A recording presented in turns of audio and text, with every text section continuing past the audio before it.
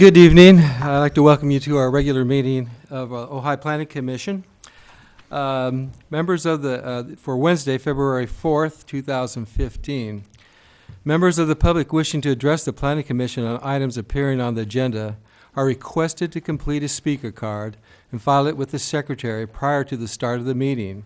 Cards are available in the lobby. Speakers should state their name and address for the record and limit your comments to 3 minutes or less. Comments must be directed to the commission, not the audience.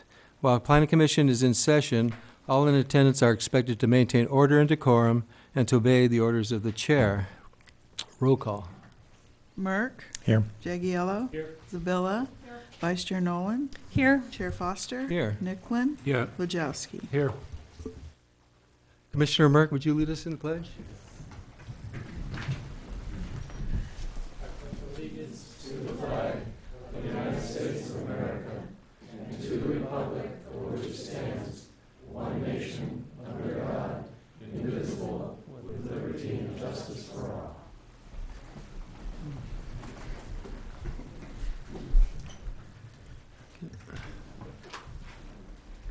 Public communications is the time we set aside during the Planning Commission meeting for members of the public to address the Planning Commission on items of city business other than scheduled agenda items.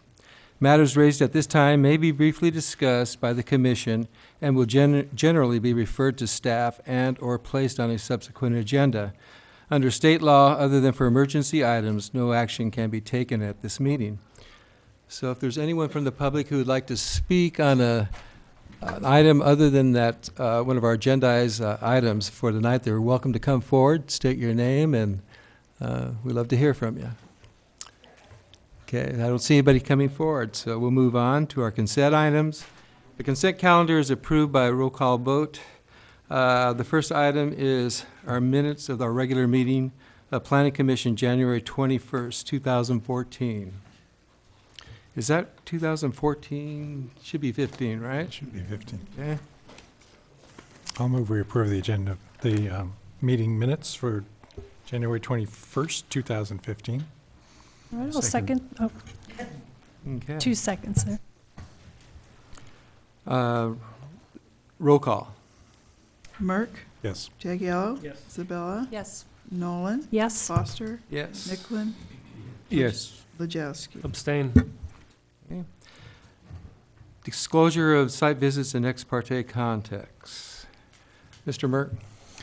You know, my first address in Ojai was 914 South Ayers Court, so I'm very familiar with one item on the agenda. And I've also ridden by the Tennis Academy just recently on my bike, so I'm familiar with both the sites. I visited both properties, but had no ex parte contact. Good. I also have visited both sites and have had no ex parte contacts. I visited both sites and have no ex parte contacts.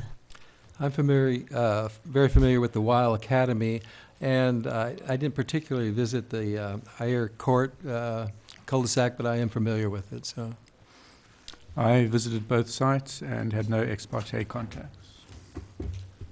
Been to the Tennis Academy, but other than that, no ex parte contacts. at this time, we'd like to hear from our Municipal Advisory Council Planning Commission liaison report. I believe we have Terry coming forth. Good evening. My name is Terry Wright, and I am with the Ojai Valley Municipal Advisory Council. And we did have a meeting on the 2nd, and we did have Chester there from your commission. And we went through several things, but first of all, I'd like to point out a couple of things that have happened. At the last meeting that I was here, Stephen asked me about the mini storage area down in Oakview, and I am glad to report that it is finally getting cleaned up along the highway there. And they're putting in sidewalks, and they're going to be doing the planting there. So thank you for bringing that up. And also, I just wanted to bring up that finally Petrochem is going to get cleaned up this year. So that's something the county has been working on for a long, long time. So hopefully that'll actually happen. Anyway, during our meeting, we went over a couple of items. One was a commercial building, a multi-tenant commercial building in Miners Oaks at El Roblar and, let's see, what's the cross street there? Well, and Lomita.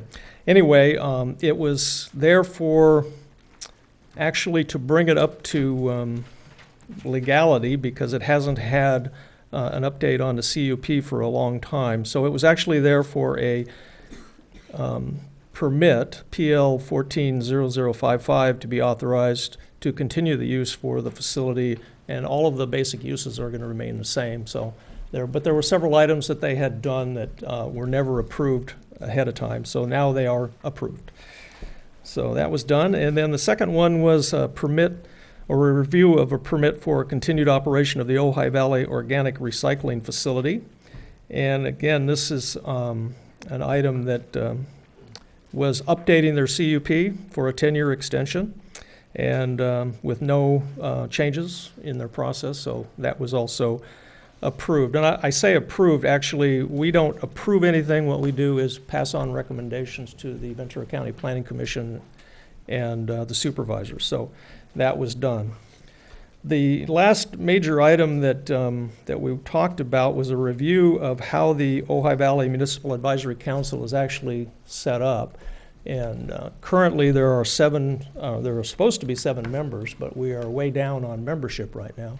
So there's a proposal to reduce the number to 5, which I understand is common throughout the county and other municipal advisory councils that they have in other areas of the county where they normally only have 5 members. It's a lot easier, of course, to get 5 members. The second part of it is to eliminate the election process. So they would be appointed, members would be appointed by the Board of Supervisors as opposed to being elected. So that's another change that's probably coming about. And so they're rewriting the operation for that, and I guess that'll come out from the Planning Commission, or not the Planning Commission, but the supervisors will approve a new policy and process for setting this up. So actually, I think it's a good idea to reduce this to 5 because it's very hard to get 7 members to show up on a regular basis anyway. So, and oh, by the way, we're looking for people that would like to volunteer. So anybody want to volunteer? If you're not, well, actually, I guess you could be in the city of Ojai, but you would represent the county as opposed to the city of Ojai. So, all right, that's all I had. Thank you. Any questions for Mr. Wright? Thank you. Thank you, Greg. Jessica, do you want to add anything to that meeting since you attended it, or? No, but I think, well, yes.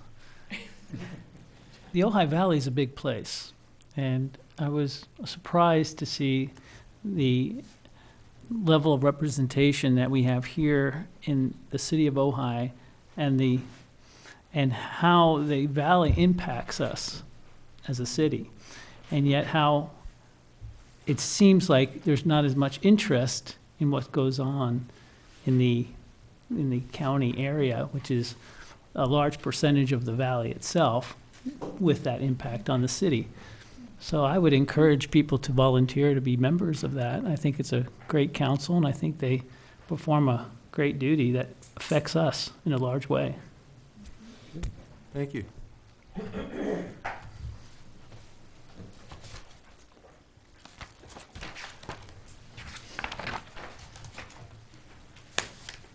At this point in time, we're going to move into the public hearing items. And I was asked that we change up the order of tonight's meetings, and we're going to begin with the telecom issue. Sorry, that doesn't work for me. I'm on the first item. At this time, I guess I'd have to refer you to staff as to. I was asked by staff to do this, so. Can they explain to us why? It's up to the chair's discretion. I'm sorry, go ahead. Hit the mic. I'm sorry, I'm in the middle of this, sorry. Sure. By way of introduction, by the way, my name is Matthew Summers, and I work with Scott Howard, and I'm the interim assistant city attorney and will be your planning commission counsel. Right. And on this particular question, it's up to the chair's discretion to structure the agenda, whether as put forward in the in the packet that was sent out, or else as modified with the consent of the board. You've approved the agenda, and if you receive a motion in a second, an approval of a motion to change it to switch item 5 to be the first one, Okay. then that can be done. Requires a motion. That said, I think the applicants are deserving of an explanation, so would you like to? Oh, certainly. So it was a request by from city staff due to the fact that we have some outside counsel here tonight and just the cost in having them sit through the entire meeting to have the telecom heard last. And so it was thought it was an economic, issue to have it brought forward. Well, I just feel like that will probably go on quite long, and I'm in the same position. I'm paying my architect to be here by the hour.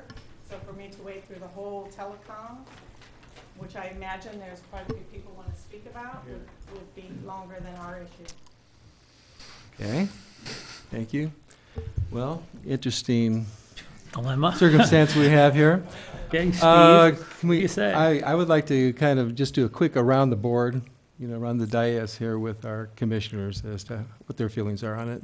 Mr. Merck? I'm kind of biased towards the homeowner. Mhm. I think the city can probably afford things more than the homeowner can, so Okay. I'd like to keep the agenda the way it is, more or less. I would concur with that. Yeah, I think the plan was the plan. Otherwise, people could have planned otherwise, unfortunately. I'm going to have to agree with that also. I agree with that as well. I'm going to have to voice my favor in that of the city. These attorneys are probably very expensive hourly. I do empathize with the homeowners as well, but that's where I stand. Okay. At this point, I think I also will lean with the applicant to maintain this schedule as itemized in tonight's agenda. So we'll continue with item number 1, which is Design Review Permit DRP 11-05 RV02, modification to Wild Tennis Academy Phase 2 and Phase 3, including a request to add a new 1,250 square foot commons building to the west wing of the existing building at 428 Bryant Circle. That's here in Ojai. Assessor's parcel number 023-0-190-060. The general plan land use designation of the site is public, quasi-public, and zoning classification of the site is public, quasi-public P-L. A mitigated negative declaration was prepared for the original project pursuant to the California Environmental Quality Act. The nature of the proposed design changes does not require an amended CEQA document. The property owner of the Ojai Valley Athletic Club, owner applicant Mark and Jane Weil, architect is the Alliance Design Group, represented by Larry Graves. And this is a continuation from a previous meeting that was held December 3rd of last year, and it was subsequently continued to a January 7th meeting, and now we're picking it up again. So we'd like to hear from staff. Thank you. Good evening. And as you said, this is an item continued from the December 3rd, 2014 Planning Commission meeting. And at that time, testimony, the staff read into record the staff report for that time, public hearing was open, testimony was taken, and a motion was approved by the Planning Commission to continue this item and to direct the applicant to revise some of his issues, in particular, some architectural issues that the commission had with the modifications that were proposed.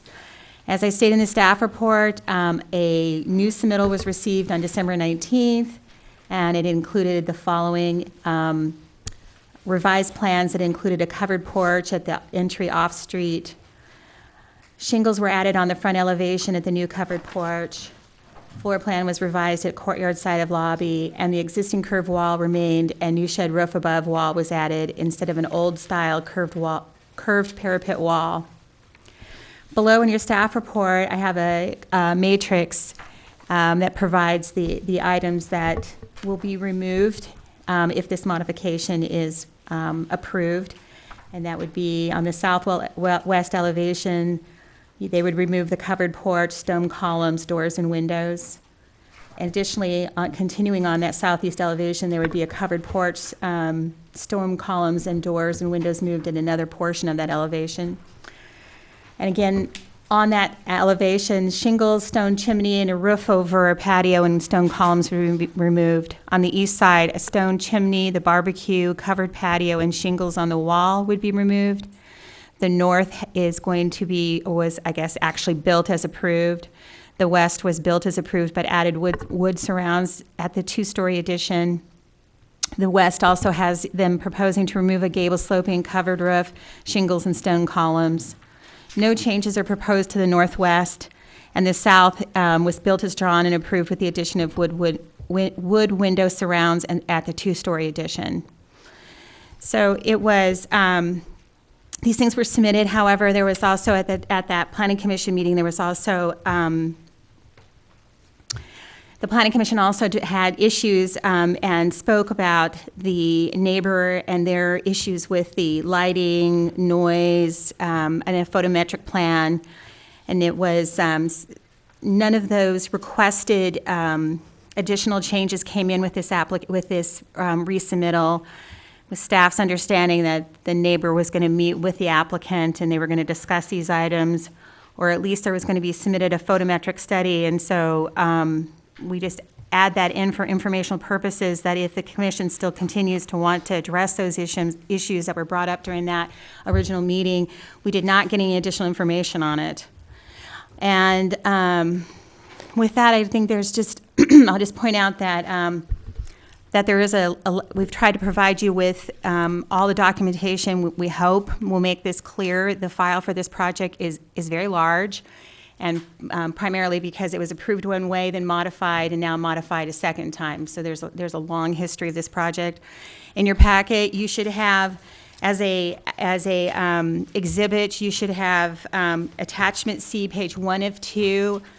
That is the changes. It has a red box around it because I know that the plans are hard to read, and I will apologize. You have no full set plans. Those did not come in by the applicant, so we don't have those to give to you. And so, and with that, I think that there was some information put on your in front of you today on the dais about the original conditions of approval, the revised conditions of approval. And I hope that that's sufficient information for you to have a dialogue tonight and possibly give staff direction. And with that, I would just say that staff's recommendation is that you conduct the public hearing and then continue this item until March 18th to allow the applicant to provide the requested information, and also to allow staff adequate time for a comprehensive review of whatever information comes in at that time. And that's it. I'm open to any questions. Questions from the commissioners? I have a question, just on the original approval. Prior to, if they had just stuck with their original approval, would they have been required prior to building to submit a photometric? Yes, they need to demonstrate that they're in compliance with the City of Ojai's lighting ordinance. And in order for us to do that and know how much light is actually spilling off into adjacent residential areas, they'd have to demonstrate that to us. In most cases, those type of studies, I wasn't here in 2011 when this was done, but in most cases, under CEQA, because there was initial study, that study should have come in prior to them making a determination that the lighting was minor, but it's still at any time they have to show compliance with the City of Ojai's lighting regulations. And because they're coming in for a modification, as I said before, you would be at your discretion whether or not you're holding them to the previously effective lighting ordinance or the new one that was adopted last year. And at any point, they're going to have to demonstrate to us what exactly is going on. And their initial study and their environmental document that was submitted with their original application, it just it stated that they would have light spillage onto the right-of-way, never indicated any spillage onto adjacent residential.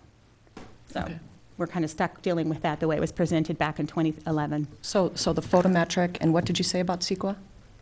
Oh, I just said that normally under CEQA, the studies have to come in first. We would have, it should have been there originally for us to make the determination that that the lighting was minor as it impacted adjacent areas.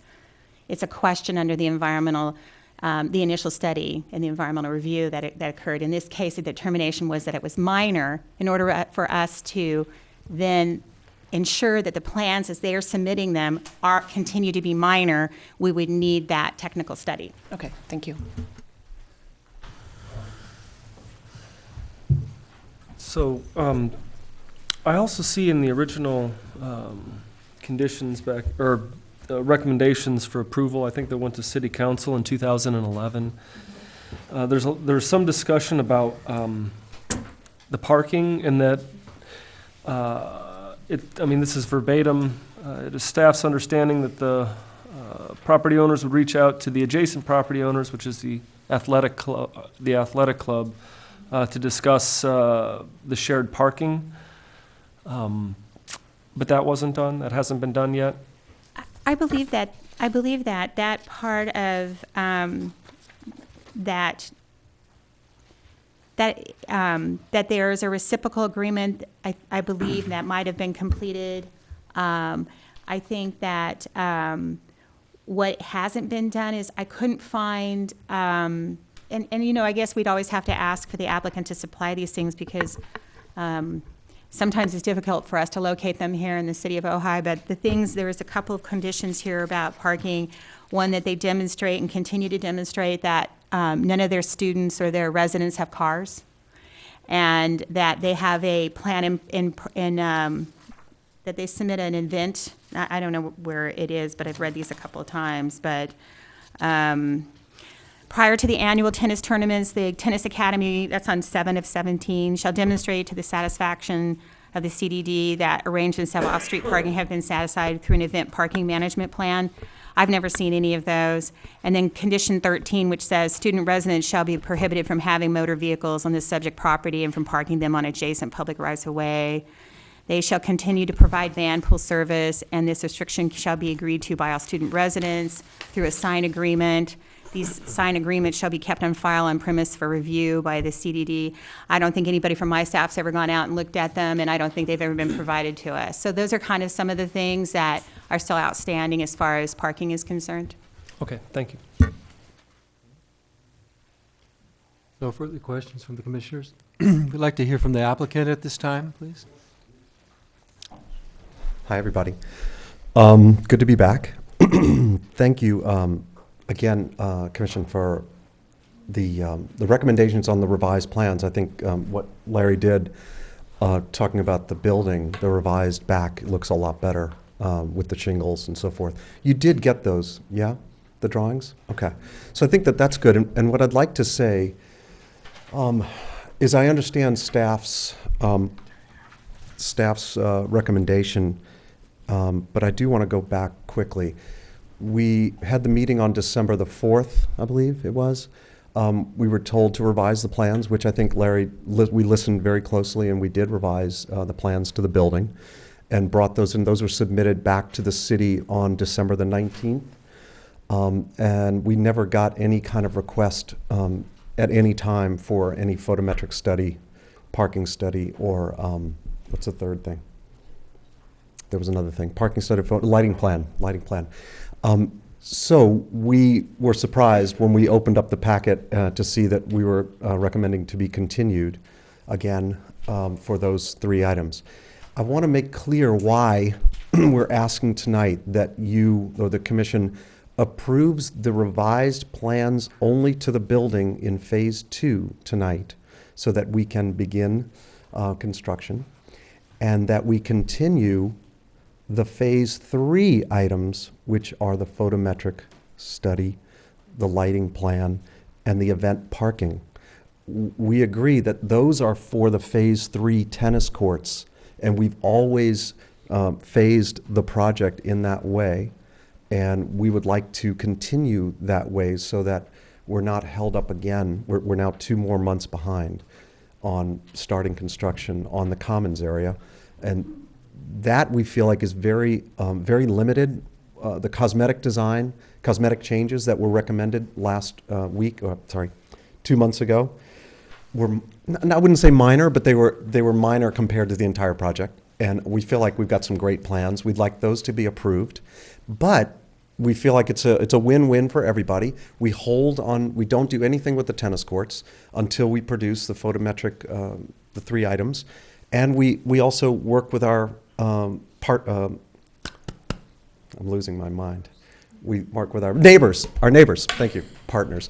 Our neighbors to work out how we're going to design the tennis courts and so forth, and how we're going to go forward. That's far into the future, and I don't feel like anybody needs to be upset about that right now. The city did approve the phases.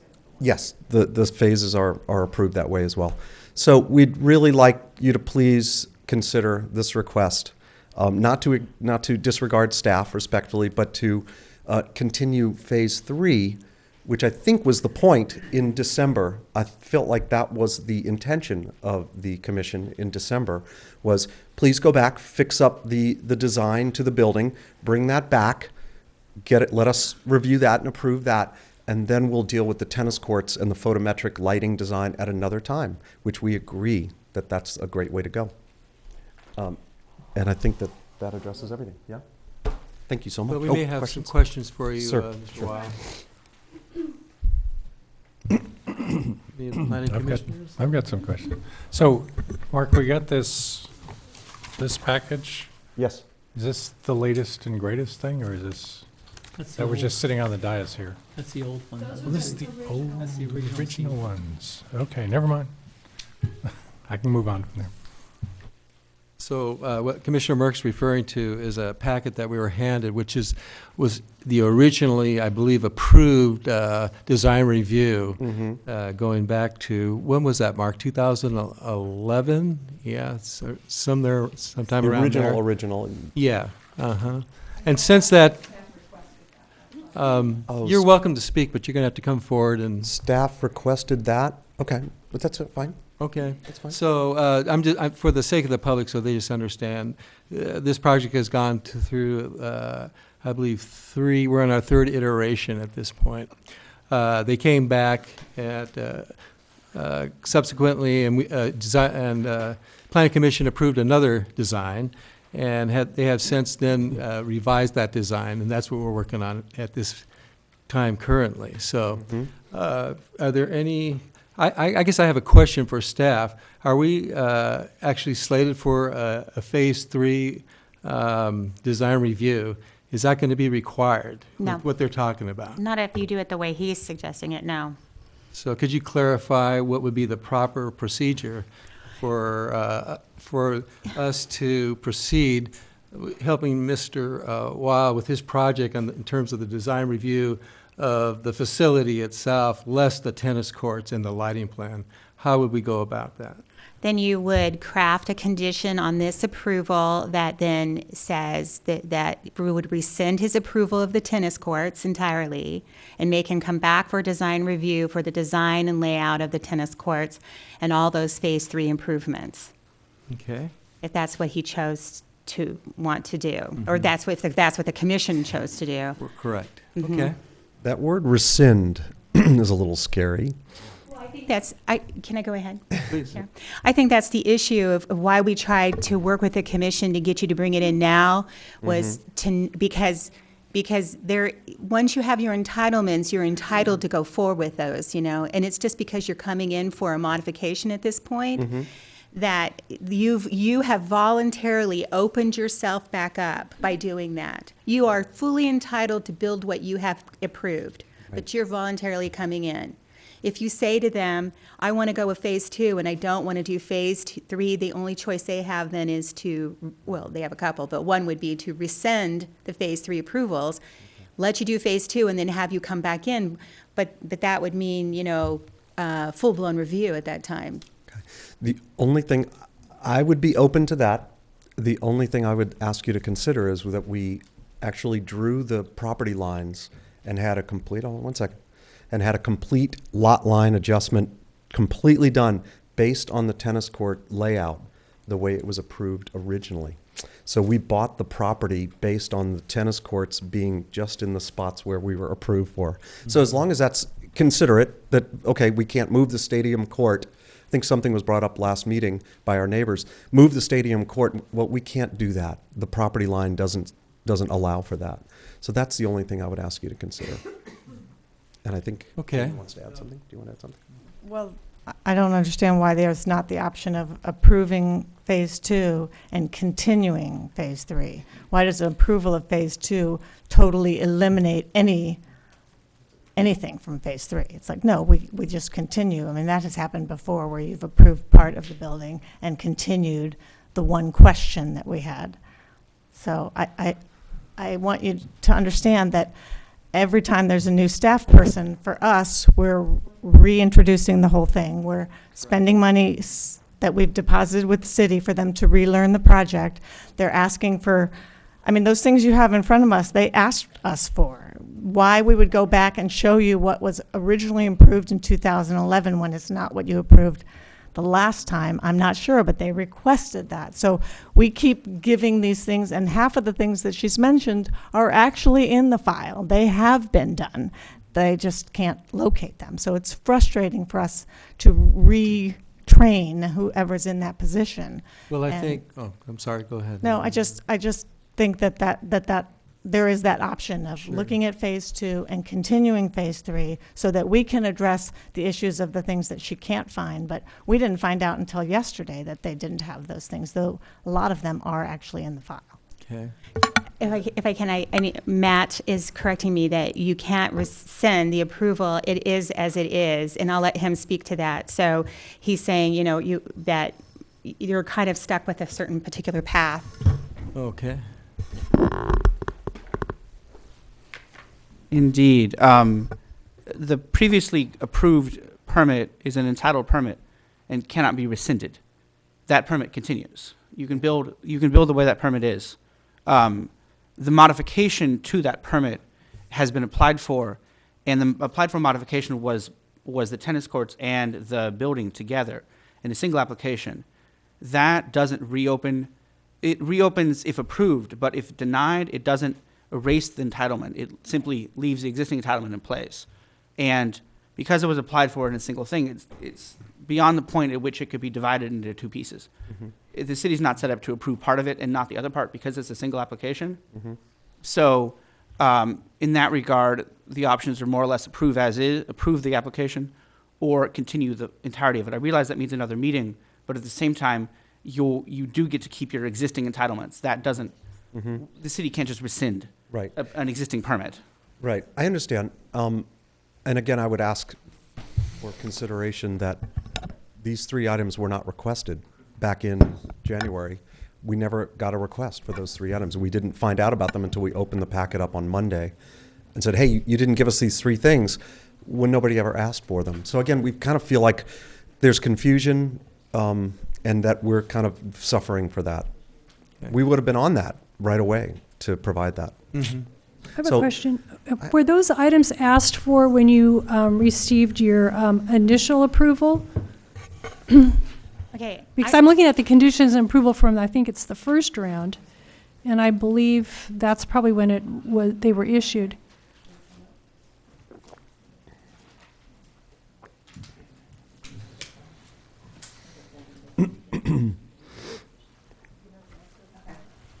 I just want to clarify the issue about these three things they're saying they didn't know about. We were under the impression that you as a commission asked for those things that night based on the testimony from the neighbor. They are not things that are being asked by those staff, regardless of who they need to train or who they don't need to train. Our understanding was that commission asked for them during the December meeting. I want to make this very clear. When the commission asks for an applicant to provide you additional information, staff stays out of the way and allows you to make the determination if that person satisfied what you asked him to do. And that's why I'm very clear with you that when you make your motion, make it very clear what you're asking the applicant to submit back in. And so those are not things, if you disagree with staff and you think they weren't asked to do with those, we're fine if you want to make your decision without them. But they were not something initiated by staff. Chair, I have a question. for the applicants. I'm wondering how, did you speak with your neighbor or not? And if, We did. We had a conversation right after the meeting. Okay. Just that we'd be happy to work with them, and we were looking at lowering the lights, and we just haven't had, we're not focused on the tennis courts at this point. That's why we haven't talked to a tennis court construction person to get the photometrics. Can you And speak in we the mic, only please? focused on getting the revised plans. So sorry. We only focused on getting the revised plans back because that's what we assumed you asked for from them. okay, if I may just, I have one other question. I saw in the 2011, one of the, I guess, riders or attachments were for the public art component of the project. And you said at that point that what was going to constitute public art was the location of the proposed new student patio at the main pedestrian entrance at the southeastern corner of the site. I think that that's been removed in the reiteration. Is that true?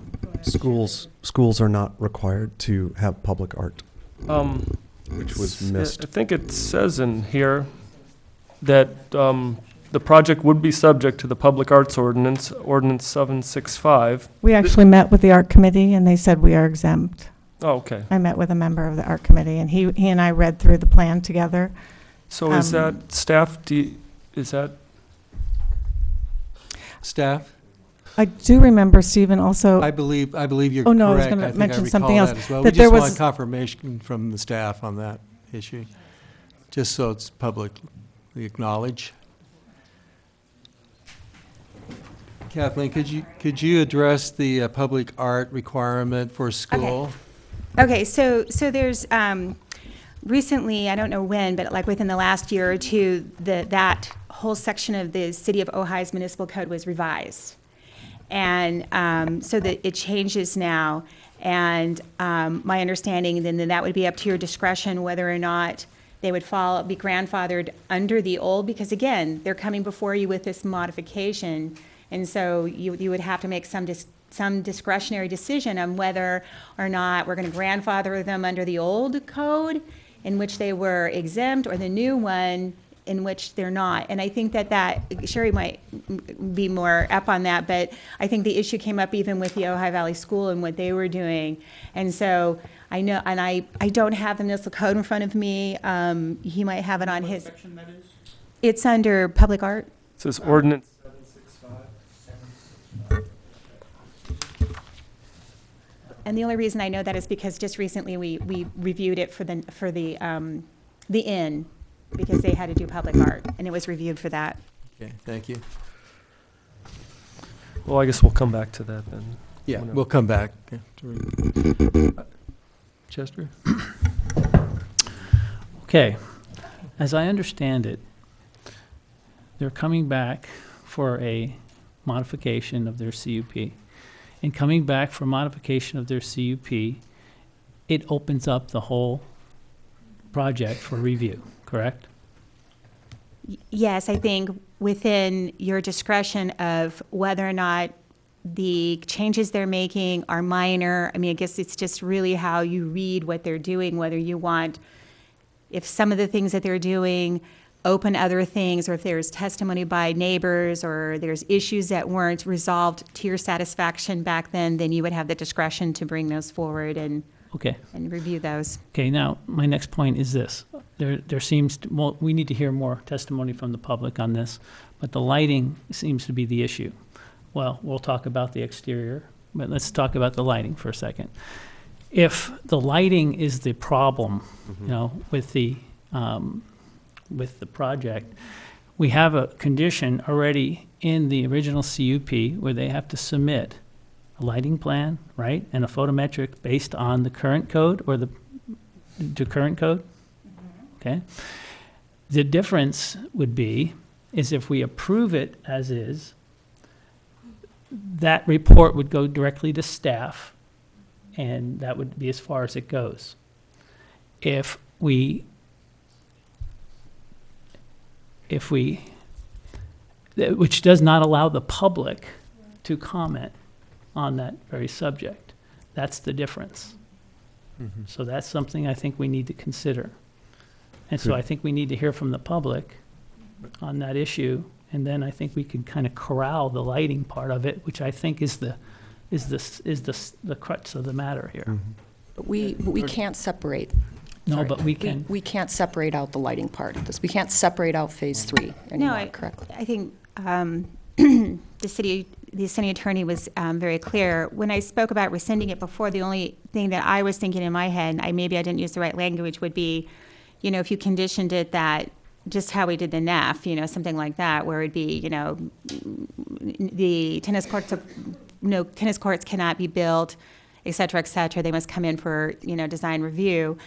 But the issue, and I was just discussing with the city attorney, the issue is that because there was never any documentation for the photometric, but there was just this declaration that the lighting will not, spill over to the residents. I don't know if they can actually accommodate that with 35-foot poles on a stadium. I don't know that they can meet it. I couldn't within good conscience say to the neighbors, well, they're going to bring in a photometric and it's going to show that they can have these 35-foot stadium-tall light poles and standards with multiple cutoff heads on them and be using them to 10 o'clock at night. I don't know what's going to happen. I don't have any technical standards to set that by, and it could just be that they're just not able to actually do what they want to do and not affect the residents, and that's why I'm asking for it to come in now, rather than to leave it at building permit stage when these folks have already drawn up their plans for grading and the whole deal for the tennis courts, to tell them, I'm sorry, you had these multiple constraints that somehow didn't work for you, and now we're stuck. That's kind of why we were asking for it to come in now and not at a later date. Can I, You hear from the public. Any further comment from questions? Okay, at this point. I have one. Was able to look up. Sorry. I was able to look up the public art question based on the current codes available on the city's website, which are available on your phone if you're interested. And the exception is for a project undertaken by the state, the county, the Ojai Unified School District, or any governmental entity other than the city, as opposed to not including a nonprofit school. But as I understand it, based on the applicant's representations, the Art Commission did more or less waive that project for this particular project. Staff would, of course, want to confirm that with the Art Commission, but that would work. But the default rule is an exemption for school districts, governmental school districts, not for nonprofit schools. Mm-hmm. We go back to the light poles just for a real quick second. Sure. We have no intention of having 35-foot light poles. I didn't know that was in there before. That was the architect must have put that in. We're going to go with the standard 22-foot light poles. So that's a non-issue. We're not doing that. So we can put a condition in right now too to say, bring back the photometric. I'm just saying if you could find a way to construct an approval for the building, the redesign that we just did and worked on, and with the condition that we have a public hearing on the photometric study and the event parking at a later date. I don't see any problem with that. Mm-hmm. We would be happy to do that. Okay, I have a question regarding the photometric. Is the photometric only for the tennis court area, or is it for the entire property? It's for the entire property. Typically it is, I know, on most other projects that we get. Mm-hmm. Well, we certainly understand your what you're trying to how to move your project forward, with the emphasis on the facility, not the lighting, not the tennis courts at this time. It's just a matter of how can we technically navigate those waters and make it feasible. And I think there's a legitimate question whether or not that can even be done or not. I personally, at this point, I would love to work just on that, but we're going to have to discuss this a little further amongst ourselves as we move forward. So at this time, I'm going to ask for a public comment. And I do have one card to start the conversation from Mr. Joe Clark. Yes. Actually, we have. My name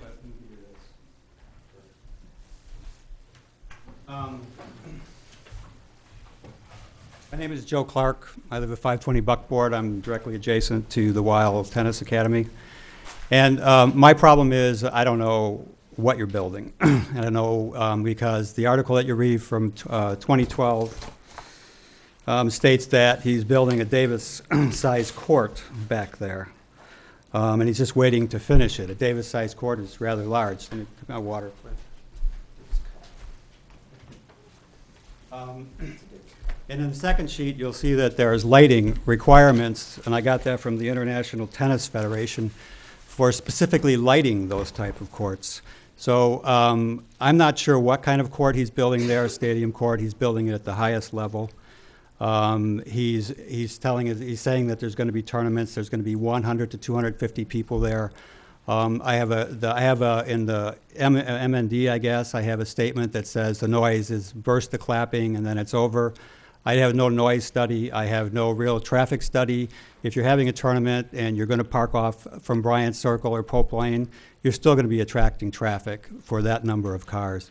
So I'm just trying to get a gauge. What I really would like the commission to do is to really, I wrote a letter for continuance because I would really like to know what you are building, where it's going, and how does it affect my property. At this point, I've met with the Persimmon Hill Homeowners Association where I live, and we're meeting, and we're drafting a plan on how to deal with it. Because you're affecting not just my property, you're affecting other properties.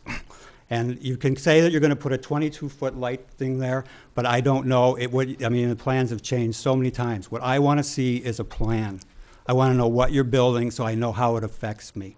And I think as a citizen, I have a right to do that. And I would be angry if I was Mr. Weil because you guys, you didn't in a certain sense.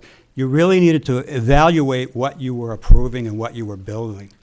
When they're using terms like stadium, maybe you want to look and see what a stadium court is, or maybe you want to look and see what a lighting structure is for that. When you read this lighting, you understand that to play tennis, you need a specific lighting at a certain caliber that you're playing the tennis, and I totally understand that. And what I'm trying to get across is I just want to know what it is you're doing. So to prove something that I really don't know, that all of a sudden it could be that, or it might not be that. How does it affect me? How does it affect other people? So I'm concerned about that because it seems that we're not communicating. And yes, we had a conversation, and I had a conversation with Mr. Weil, but it was very clear to me that he's not moving his courts. So to me, there's a part where how do you come to a point where you're working together so that you could build something and you're not affecting the people around you in a way that is adverse? That's all I'm saying, and that's why I'm here, and it's like I'm trying to get some clarity on what it is you're building. And you're the people that are responsible to help get that clarity. And so it becomes very confusing when we sit here and we're trying to figure it out, and we're not getting a certain guidance or direction on what it is we need to do. I just want to be able to live and enjoy my residence. I don't want to look out and see bright lights that could be turned off at 10 o'clock, except if there's a game and they could go till midnight. So there's a thought process here that's missing, and it's very concerning to me. So I'm finished my 3 minutes, but I really want some clarity from you, and I don't just want, let's vote on it because we want to do something. Please bring the clarity so that we know what it is you're building. Thank you. Is there anyone else from the audience who would like to speak on the matter? Please.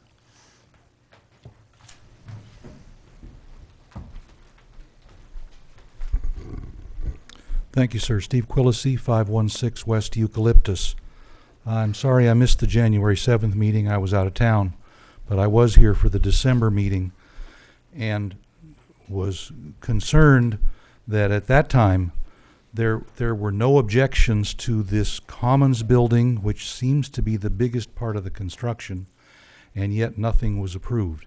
And here we are 2 months later and there's still nothing approved.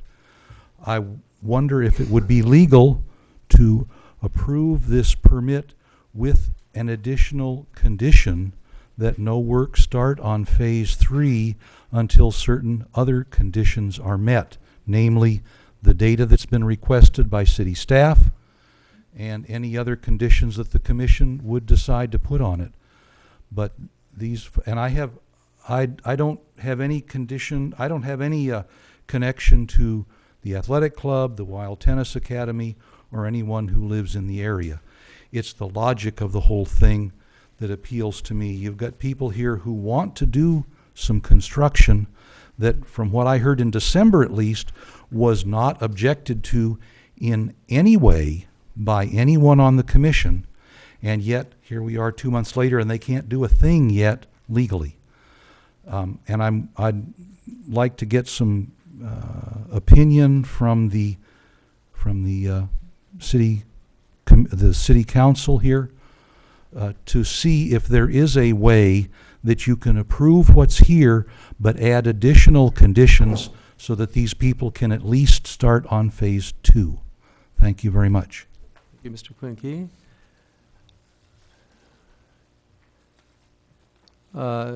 We are still addressing items on this agenda item. We have Mr. William Ulrich.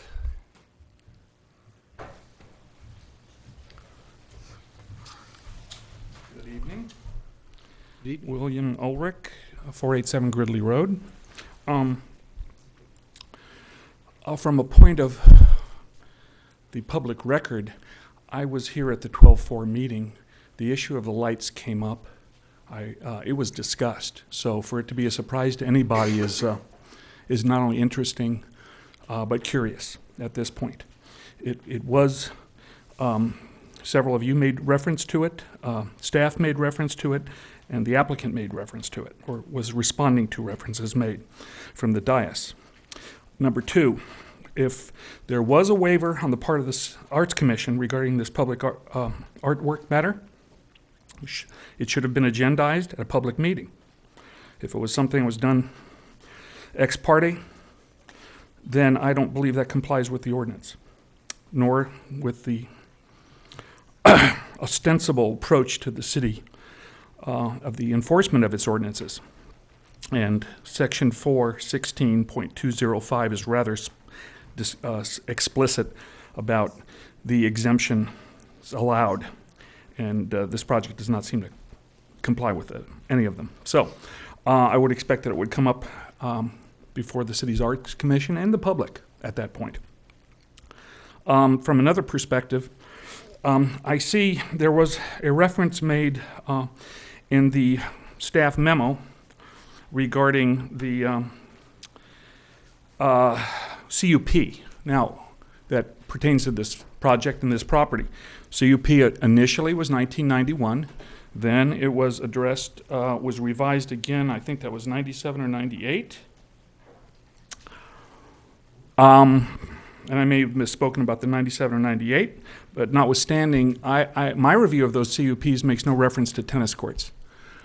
So from a practical perspective, is the present CUP in your approvals of any component of the project that involves tennis courts in congruence with the initial CUPs?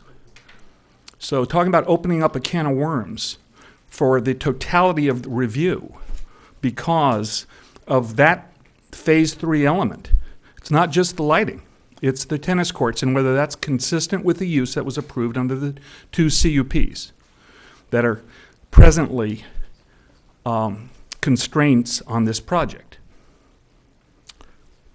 I would like that information and that review to be done and an opinion rendered by either staff or council because I think, I'm not sure that I think since the last comment I made, which was have each and every one of you read the CUPs, I think at least some of you have, maybe perhaps all of you have. But at this particular point, the question is whether there is some congruence as between that review and the matters applied the applicants have brought before you. Thank you. Thank you. Anybody else like to speak on the matter from the public? You're welcome to come forward. My name is Linda Epstein-Clark. I live at 520 Buckboard, which is 180 feet out my back door to the Wild Tennis Academy. And that zoning was never taken into consideration. It's an R4 zone. And so apparently during the time that this was going through, and we were never noticed, and only received notice, as you know, in November of 2014, that somehow an R04 community that has very expensive, beautiful homes in process and built is going to be affected by the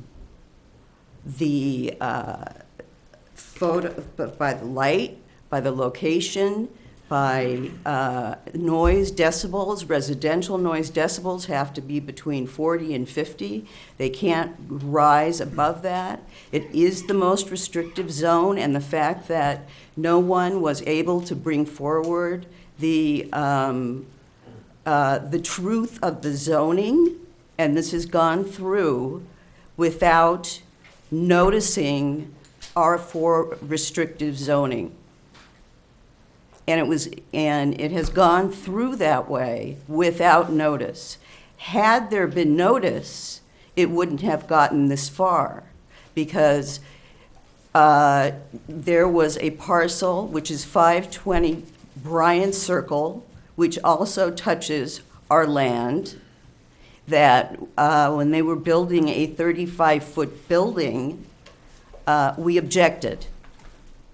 And we went to court, and so we all know that that land is there. And your legal counsel, which was the same legal counsel that you had at the time of allowing this ordinance to go through, was the same legal counsel that we went to court with on a building that was built 35 feet. So I think that there is a lack of candor and honesty in the location of this project, and I think it was very timely how all of the people who were noticed were not noticed until November before Thanksgiving 2014. And they all received notice on the same day. And that's the only notice we've ever gotten. So this is very disturbing to know that nobody is really running the city. Thank you. You're welcome. Would anybody else like to speak to the matter? Okay, I think we'll close the public hearing at this time.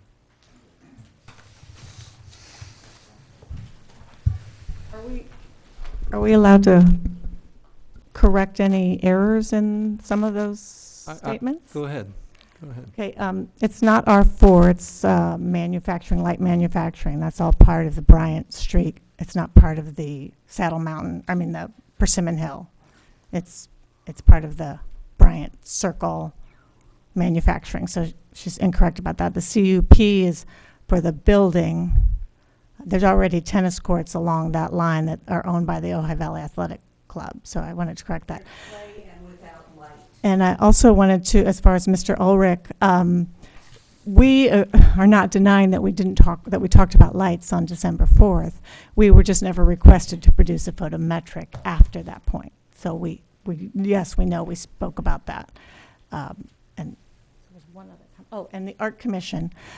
We were not waived. We were exempt at the time that this project was approved. So the Art Commission's folder of what was required at the time that the project was approved exempted schools. And we were a school. It said nothing about the government. It might be what it says now, but that's not what it said at the time that it was approved. Was there documentation to that effect submitted to the staff? Well, Sherry, you were at that point. I don't know if old copies is in the file. Okay. All right. Thank you. So Thank there's nothing in the Art Commission meetings that because it was not brought before that because they said, oh, you're exempt, you don't have to come before us. Mm-hmm. So just wanted to I just correct want, excuse me, Jane, clarify the zoning, how you perceive it to be there. You're saying that the buildings themselves are zoned independent of? Mark knows that better than I do. That, the whole Bryant Street Circle area is called M1, light manufacturing. Right, correct. And so our CUP was just like there are dance studios in the area, there are other types of businesses in the Bryant Circle area. We had to get a CUP to have a boarding school in the area as well. So that was our original CUP in 1997 or 98, I believe it was to have that commercial building converted into a boarding facility for students.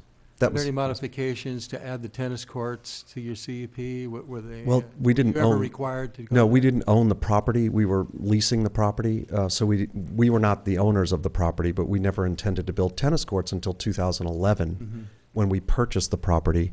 And there's the athletic club, the property that we purchased, that was attached, that is attached to the athletic club, is actually P1. PL, recreation, quasi-public. Quasi-public. So the tennis courts are allowed. There's no CUP required. That was in your estimation. Okay. Yeah. Thank you. The public hearing has been closed, but I. On to a statement. What's that? I'm sorry, go ahead. So I'm going to open up the public hearing so you can make a statement. I just want to say that the two tennis courts that are directly behind the house are clay, and they have no lighting. And those were, that was done as a mitigation factor because of the RO4 zone, which is half of Pope Lane. It actually splits Pope Lane in half. So that was a mitigation factor, so it did not flow into, so there was no light and there was no, much less sound on a clay court. Is Buckboard Lane Yes, zoned that's- RO4 as well? Yes, it is. Saddle, Okay, so you're saying down the middle of Longhorn, the road? Buckboard. I'm at 520, Buckboard. Okay. And my back door is Pope Lane. And when I left the session last time, Mr. Weil, I think he considers it a friendly conversation, told my husband that he will be putting in his courts, and his wife wanted to know if that was my pony. So I do have a pony, and I do have a house with a pony, and yes, she met my pony. So she should have known at that point that that was a residence, but it's in the files. Thank you. I will close the public hearing once again. I'd just like to help clarify a few things. Yeah, I think we need a few Okay. clarifications. So from staff. in November, in your packet, attachment E, you have a planning commission staff report from Abe Leiter. And in that, the subject was Is that, can you refer to our 1 of packet? 16 on attachment E. 1 of 16. You were given the original staff report from 2011 that went to Planning Commission. Now, remember, this has gone to Planning Commission and a Planning Commission a couple of times, and City Council and a revision, lots of staff reports, but this was the first one. And you can see it's design, I'm going to read into the record. Design review, conditional use permit, lot merger, general plan amendment, zone change, lot line adjustment, tree permit, and certificate of compliance. There was a lot done that night for the proposed project involving the expansion of facilities for the existing Wild Tennis Academy, including 7,850 square feet of new dormitory and support facilities and 4 new tennis courts.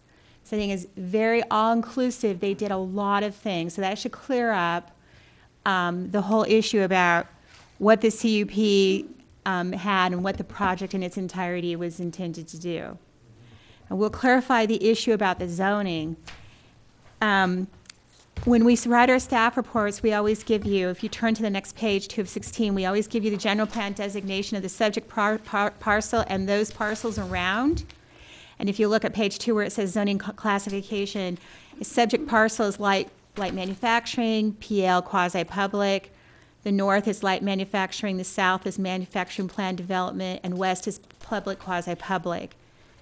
What the member of the public was trying to say is that it never referenced that it is adjacent to some residential property, which clearly, if you look at the zoning map, it is minor compared to all of it, but that's what she's trying to indicate, that clearly in the record, it never really spoke about that there are residents in the vicinity, and that's what, so I just offer those points of clarification for you.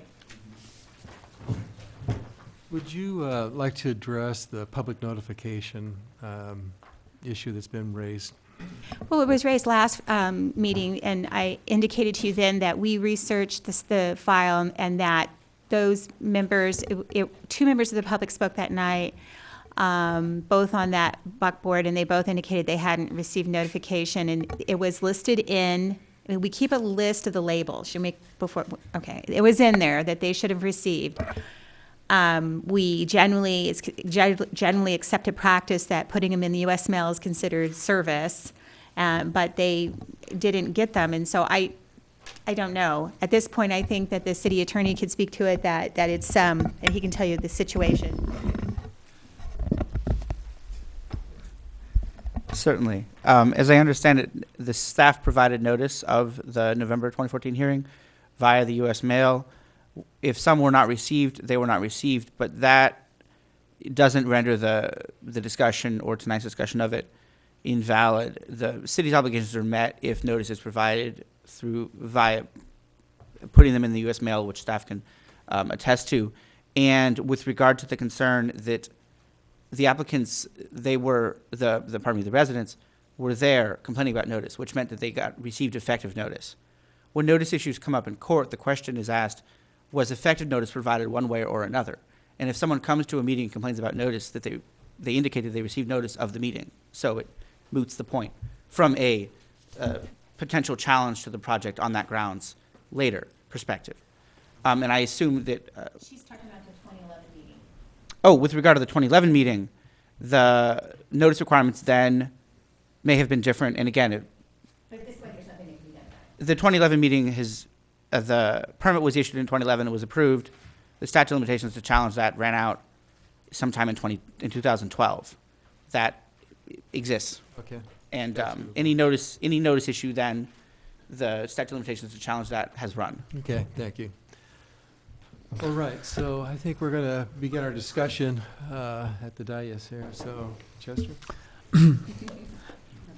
Kathleen, let's discuss again the option of how we can move forward with separating out the section of the remodeling of the main building in the community center, and somehow coming back to addressing the light issue. Can we make sure we have absolute clarity on what our options are there?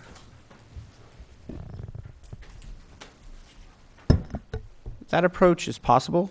And the way that I see that it would be possible is to approve the project as presented with a further condition added that is a conceptual, that provides, in rough terms, that the tennis courts are conceptually approved in the location they're proposed in, but final design to include final lighting and lighting tower plans to be approved by staff. And that could be at a director level public hearing. So the public would be provided an opportunity to comment. But the key element in this is the understanding that the conceptual approval would approve the courts in the location as proposed, in the size as proposed, with the setbacks as proposed. There would be no opportunity to later move the courts into a different location, reduce the number of courts, make them smaller, change the seating requirements, anything with regard to the siting or the setbacks and the size elements. And so if the concern is that the current proposed size, siting, setbacks, placement may not meet with the city's standards, and I think staff can speak to that more thoroughly, then I would recommend against that approach, because you'd be stuck with the proposed size, siting, setbacks. But that option is there. The other option would be to continue the entire item, of course. But the option that I don't see as a possibility is approving just the building and then doing nothing with the tennis courts, because the application is for the two projects as a single application, and can't be acted on half now and half tomorrow. Okay. And I would, go ahead. From what I understand, the current plan that they have a permit for, Mhm. the CUP, complies with all the setbacks. Is that correct? Well, there aren't any setbacks in that area. It's all Well- based on, I'm sorry, it's based on a comprehensive design.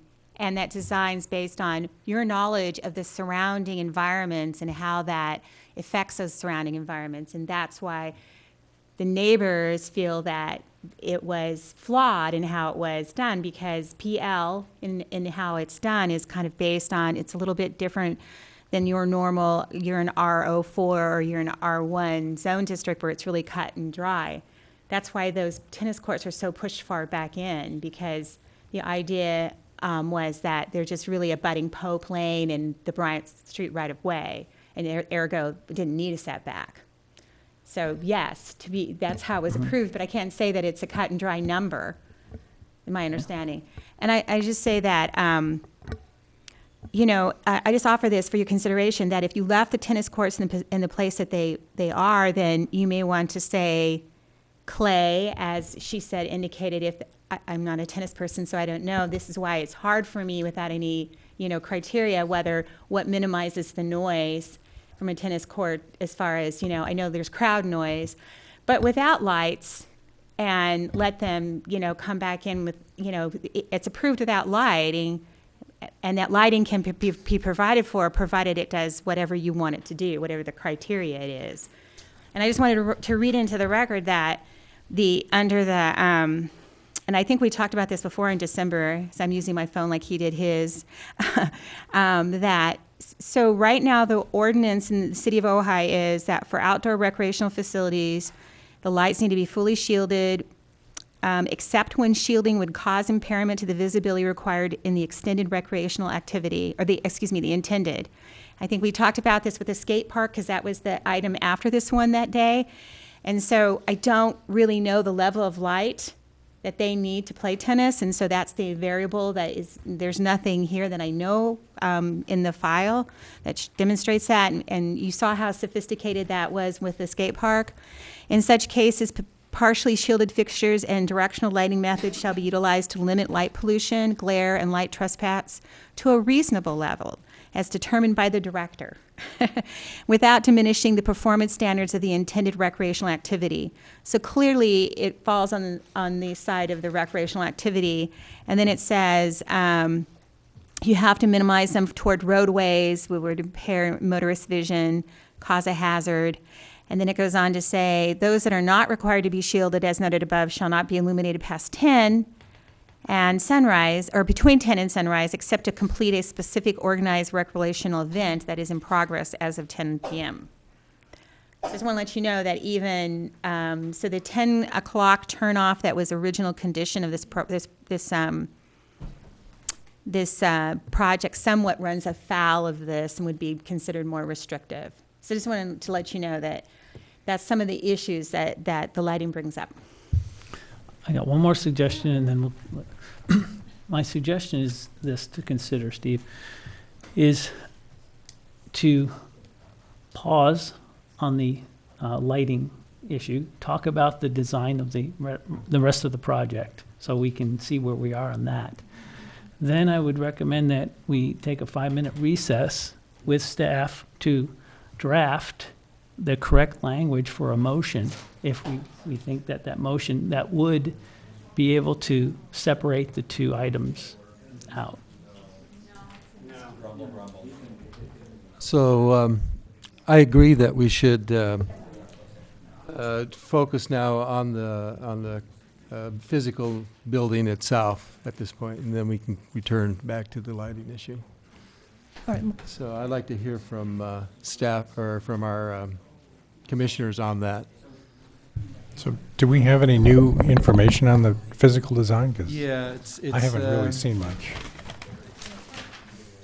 Attachment C, page 1 of 2 and 2 of 2. There's an elevation. Yeah, that's It's it? not there. It's It's a little difficult to read. It looks Yeah. like, I mean, that was our biggest sticking point at the I last think what we meeting. could do at this point is bring the architect forward to explain to us in detail what the actual change was from our last meeting. Larry Graves, architect with Alliance Design Group. On December 19th, I submitted 3 sets of plans to the city, which were to be reviewed from our December 4th meeting, which we got clear direction on how to proceed with the design. On Friday, January 30th, I received a phone call requesting 10 sets of plans to be distributed to the commission. I was out of state. I tried but could not coordinate that.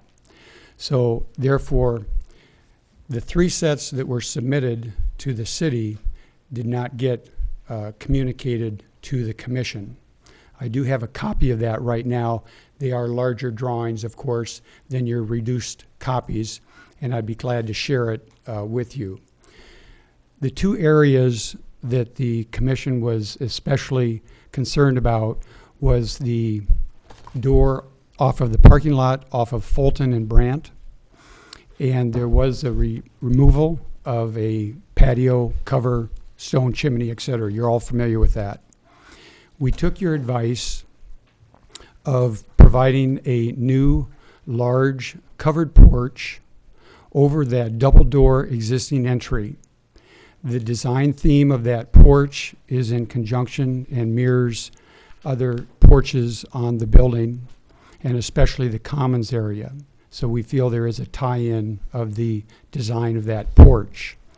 We also added shingles to that elevation, which were previously on December 4th not shown, and we felt that, yes, that is a good idea.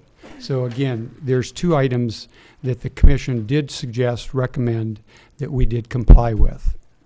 The 3rd item of revision, which should be on your little drawings there outlined in red, is on the courtyard side or inside exposure of the building.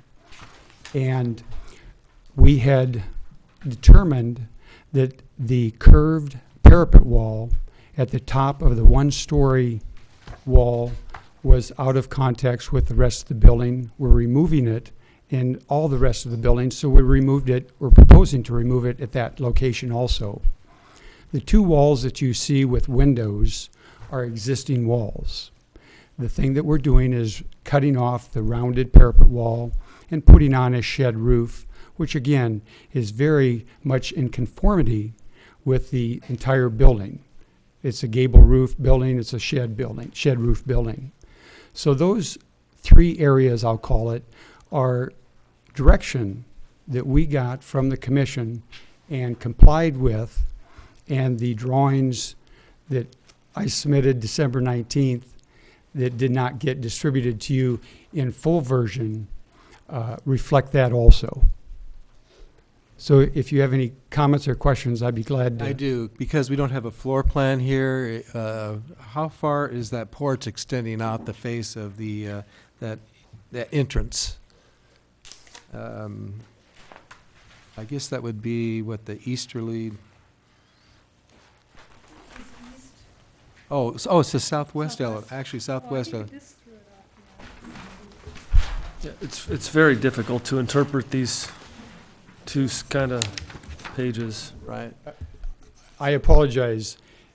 Before that December 4th meeting, I was notified long in advance of the 10 copies for the commissioners. Being notified on a Friday before the Wednesday meeting is a bit of a challenge because I missed the deadline for distribution. So. Come forward.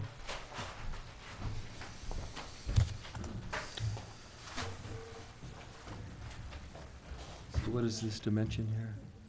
You coming out, you're beyond the... It's coming this far.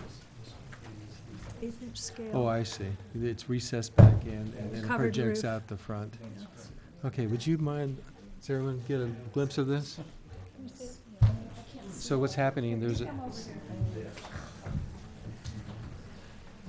a, just for clarification, I should probably let the architect do this, but I believe there's a ridge here.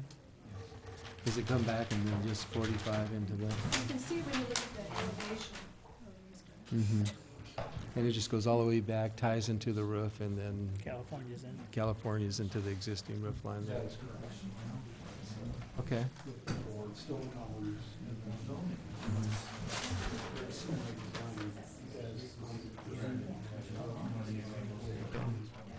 Okay.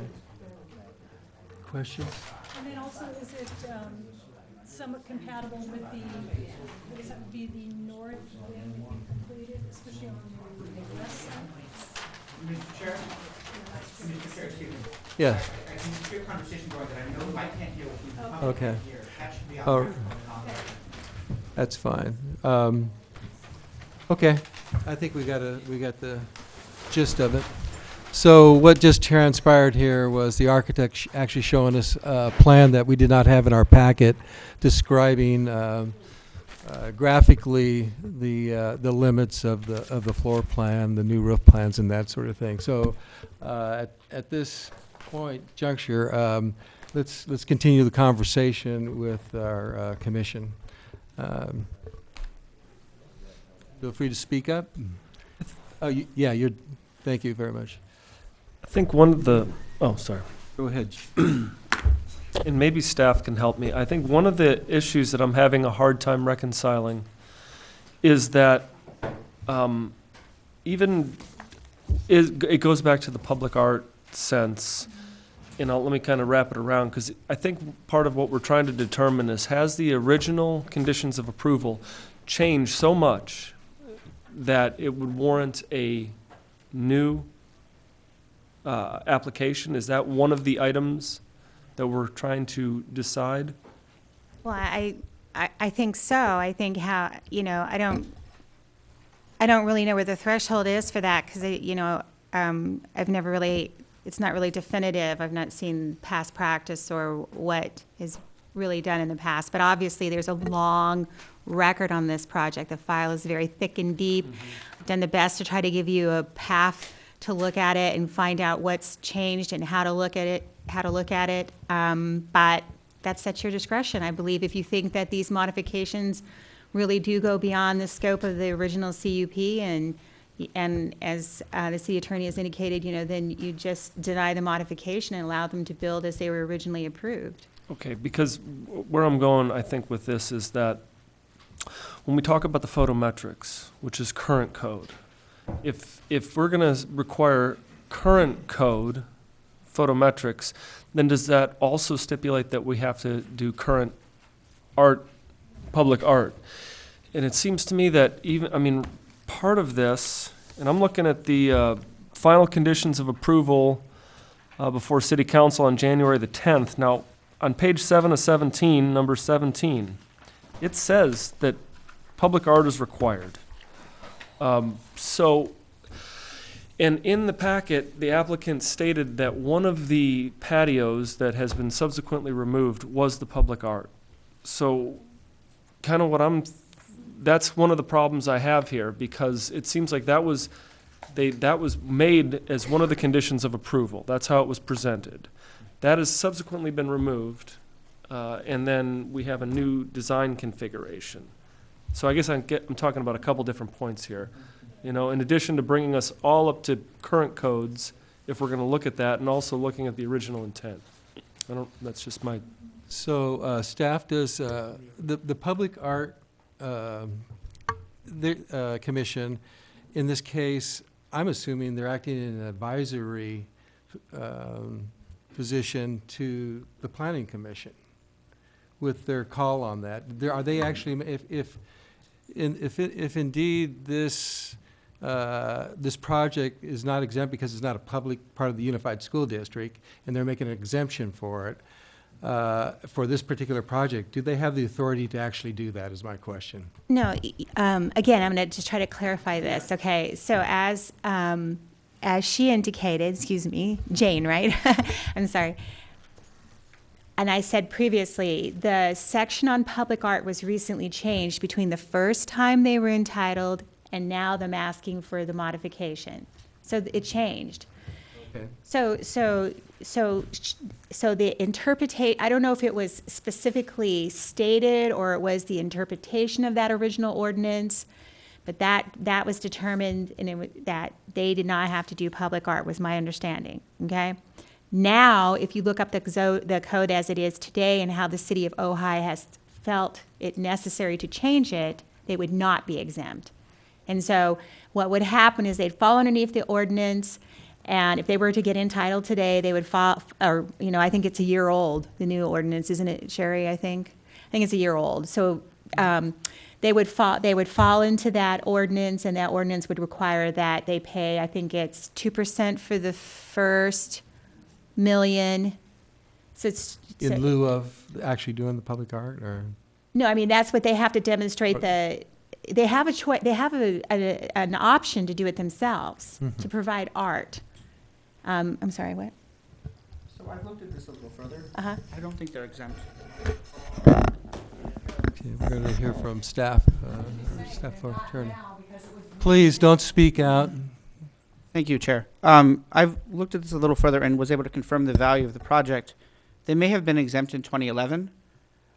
Looking at the code now, I don't think they're exempt at present. And I also don't think the Public Art Commission has the ability to provide them that exemption. Okay. The requirement is for a covered project is all new residential development consisting of 5 more units, all remodeling, repair, reconstruction of residential housing, 5 more units, over $300,000 in value, and all commercial, manufacturing, institutional, recreation, village mixed use, commercial portion only, and public institutional construction, remodeling, repair, or reconstruction exceeding $300,000 in value. This, as I understand it, the proposed modifications to the existing project exceed $300,000 in value. Thus, it's a covered project. Thus, we look to the next section, 416-204, 416-205, that has the exceptions. The exception doesn't apply because it's not Ojai Valley Unified School District, nor is it another governmental entity. As I understand, it's a nonprofit. So, as I read the code, they're not exempt with the application. They were exempt in 2011, but they're not exempt today. Okay. With this proposal. So we would have to look at the public art requirement as well. Thank And you. I realize that may be news to Thank the you. applicant, but that's how I read the current code. Okay. I agree, that's not just not the code when you. We're going to have to hold off from the sidebar conversations, all right? All right, so just a quick comment on that. And I apologize, I was not at the December, I believe it was 4th meeting. So I have gone through all of the information, and I was here on the Planning Commission when it first went through. But I have the final conditions of approval from 2000, approved, I think it's like 2012. And item 17 is that the public art was required. And I'm just asking this for clarity. So the question right now is the applicant believes or did speak with the Art Commission whether or not that's going to hold up or not. But when did that happen? And I'm just trying to figure out if it was required when it was approved, then what is this exemption? How did the exemption come in? Or if it is in fact able to happen? Okay. It's getting a little. Yeah, I think we're getting a little bit in the weeds. So I just want to make this really clear that I wasn't here in 2011. I don't know how all that was determined, but my understanding, and speaking with Stephen McClary, and it wasn't about this project, it was about a different project, okay, was that at one point in time, the ordinance read differently, and that then they looked at it, because it's you have to refresh your memory when you're looking at these things all the time. For instance, it now exempts historic landmarks, so that's why we had to look at it just recently. But it is, as he read into I think the important part to just keep in mind is, as Matt just read into the record, it's based on the remodeling, not the entitlement we're doing tonight. So when she comes in for her building permit to do this, it's going to trigger it. This public art, as he read into the record, isn't just on planning entitlements. It's anybody who comes even in for a building permit. So it's going to trigger it, just as it did with the inn. So it's still a requirement. So at this point in time, it would be. That's right. Yeah. Okay. Is that clear? Okay. Would you like to speak, Ms. Well? Did you want me to? Okay. All right, further conversation from Well, back to the facade change. I recall that you were here for the original CUP, Steve, and you had, Not the original. okay, oh, no, the one in 2011? Yes. Yes. And worked with the client on that. And you also had comments about what they proposed As we last did time last time, versus right. this time. I'm curious to know So, as what, the architect described, they did make some changes. You know, after looking at 4 iterations of this project, and that's what has come before this committee, and that's, or this commission, and that's one of the history of this just complicates this entire item substantially, but I think we can work our way through those changes. Just makes it more difficult to do so. So when we approved this, what the previous 2013 iteration, which would have been the 3rd iteration back in 2013, the design was, is as you, and that's noted in our binder, is substantially different from what we have in front of us now. They came back with this in the December meeting with a design that was more, had less detail and than what we're seeing presented to us tonight. And the issues we had at that time was just the plainness, the monolithic look of the building. It was very plainer, especially when you compared it with previous submittals. They really had something great architecture going on. This is my opinion. And it was at that time that I suggested that they needed to dress it up a little more.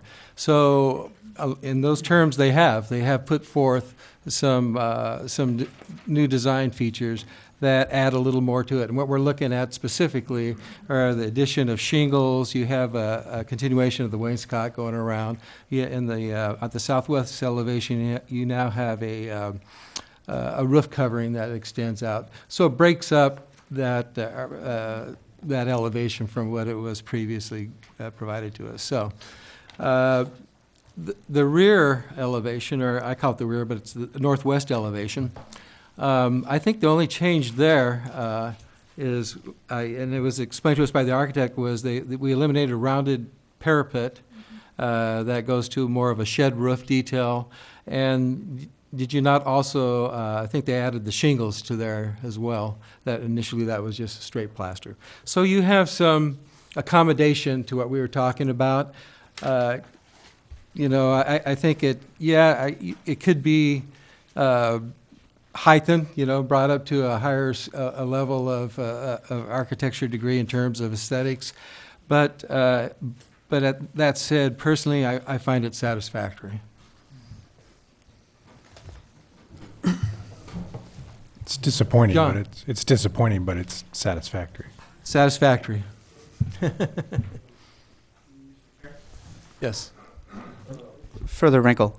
As I understand it, there is not a draft resolution in your packet, which means that any approval tonight would still necessitate coming back for approval of the text of the resolution with the full conditions of approval, with or without the added condition of approval for the tennis court item, whether it's approved as is or approved with staff reviewing the further lighting changes. You'll note that normally there'd be a draft resolution. We don't have one in the packet tonight, and so as I understand, so take that into consideration in terms of the Well, how motion. do we deal with that? I mean, Yeah. typically we do have a draft resolution that Exactly. we can defer My to. understanding was that staff was under the understanding that the item, that the continuance would not have been as contested as it has been. Mhm. And to that, but as it is, there is no formal draft resolution, which would mean that the approval would be an approval to staff to direct the production of the resolution, and then it would still have to come back for final approval as to the text. So we're Okay, net forced continuance. okay. Although you could approve it, We- you know, the option is do another hearing or approve tonight, but either way, you're still coming back, and so. Okay. Do we have to incorporate it to the motion, or is it understood? Would that have to be incorporated into the motion? Yes, it would have to be added. We I mean, go it forward would, with it? your options would be move to continue with, as staff had requested, providing an opportunity to review the further information. And in that, I would recommend that the motion be to continue, and the applicant is directed to produce the 3 items, the photometric, the lighting plan, and the parking information if you, up to you whether or not you want to have those items. Mhm. Then, or else it'd be motion to approve the project with staff directed to come back with a draft resolution at the next meeting, and that draft resolution to either approve the tennis courts as proposed or else approve them conceptually and require staff to require that the tennis court design and lighting be approved by the director at a further stage, a further option choice. It's kind of a decision tree. Right, it's, are we confused yet? I'm getting very clear on this. Okay, let's, go ahead. Well, Lawrence, I'm sorry. I'd just like to see this initial plan that they've got be approved, and somehow we can bring back the lighting thing. I think, and that's, I understand they want to get on with it, and it's time is money, and that's very important. I was going to say, I understand that too, but usually, so are we saying for them to submit 2 photometric plans? And typically, the entire site is included in the photometric plans on all of our other projects. So are we saying that they would? No, they'd only submit the original one that they still need to submit once they pull a permit. So you're just saying to have one for the Well, tennis that's courts? what they're already obligated to do. They're already obligated to do it. Right, but we haven't seen anything yet. Yeah, but they still have to submit it. So, Right, okay. yeah.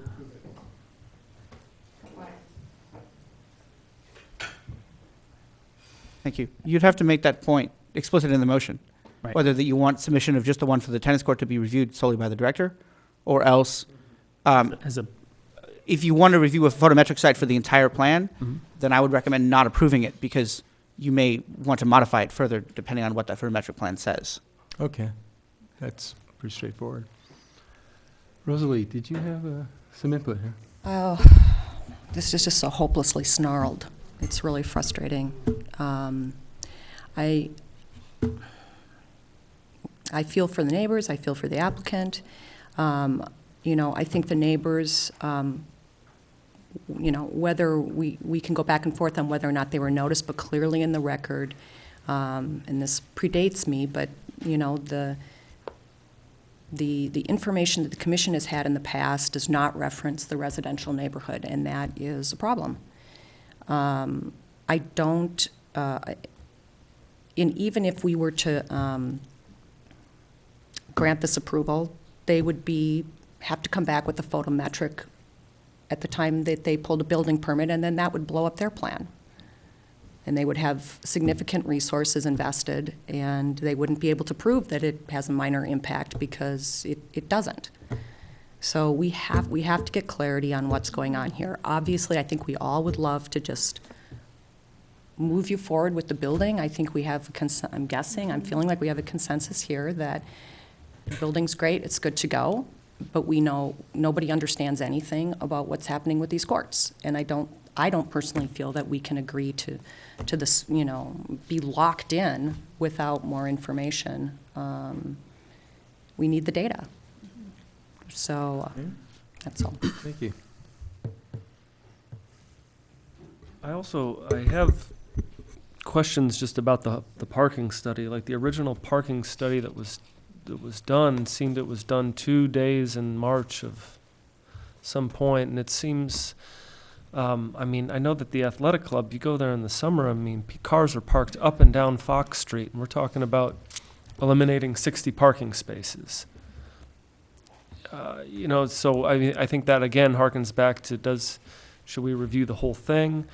I personally feel that I don't know if I have enough information at this time to make it a decision, but maybe I will through this conversation and process of discovery. But right now, I feel that that the applicants really haven't provided enough information to us at this point.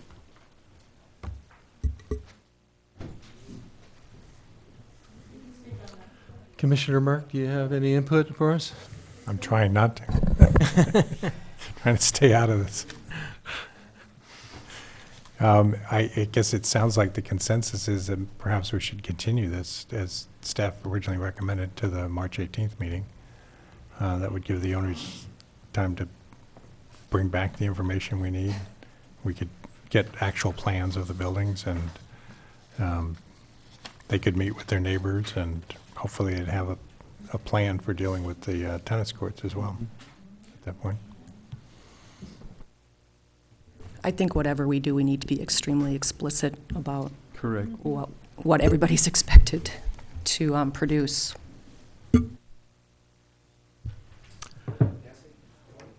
Yes, Mr. Wild, please. Sure. Clarification. Commissioner Wojciechowski, again, the parking study that we paid for, thousands of dollars for, was the one that was required. In other words, we got that the engineering firm, I can't remember the name now, but again, it was a city-approved engineering firm that came in and did the parking study. So we did exactly what the city required, and it was done over a couple of days, and that's what they required us to do. So it is enough information for the city when we applied.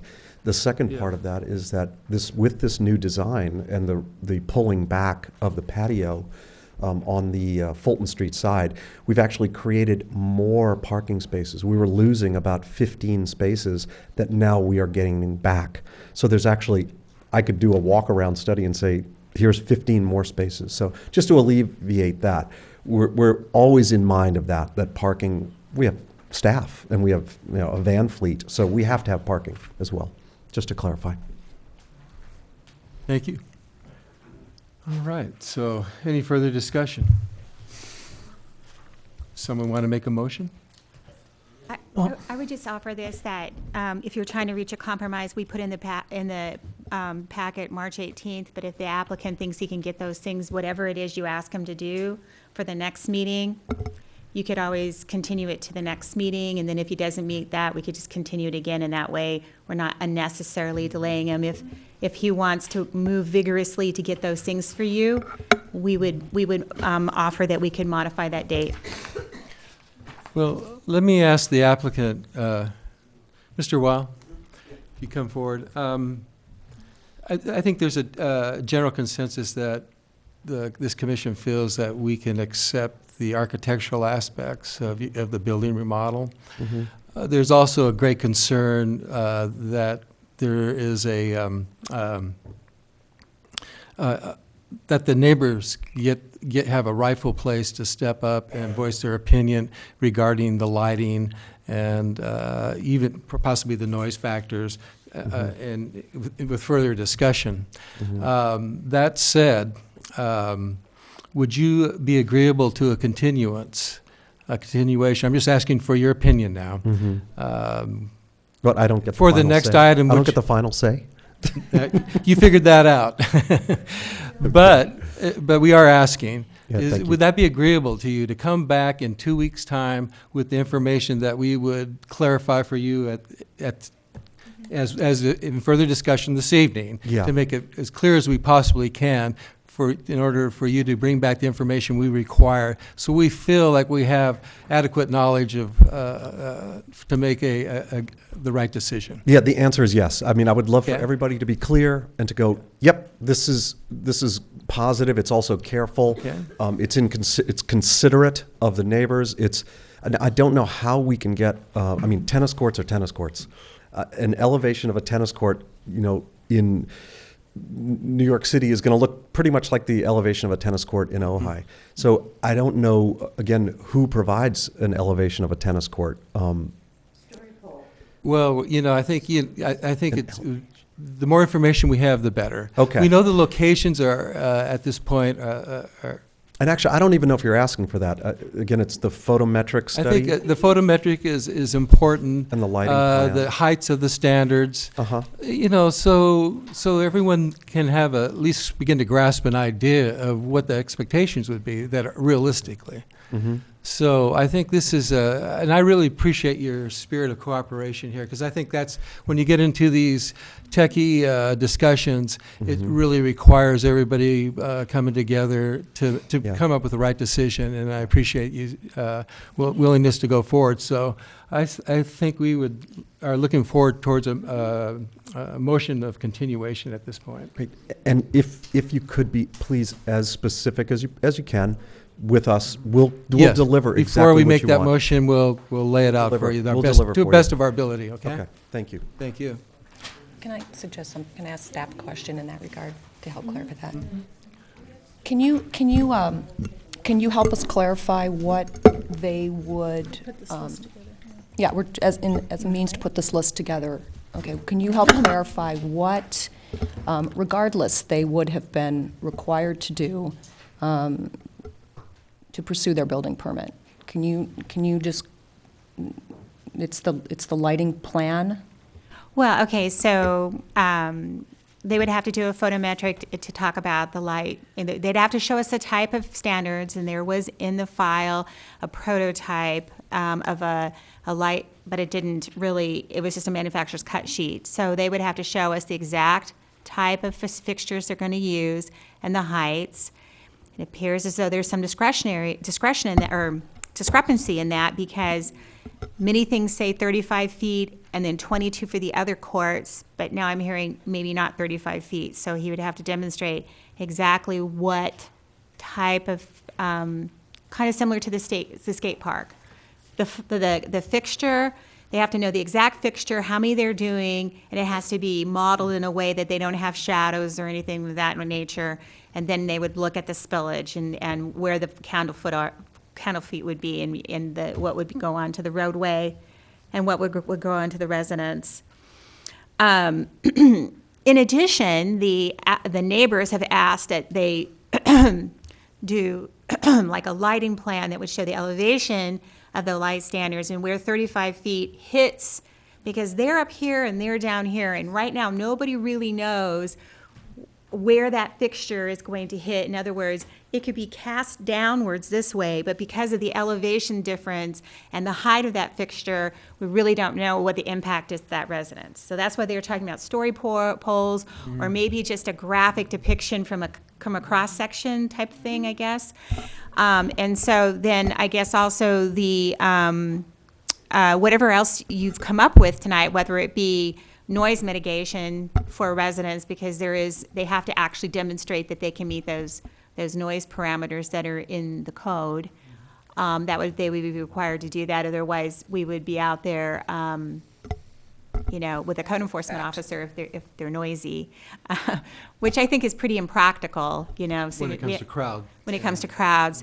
And so whatever else you deem necessary, but those were the things that we thought that you were directed them to do previously. Right. And I think at this point, public art is also going to be required.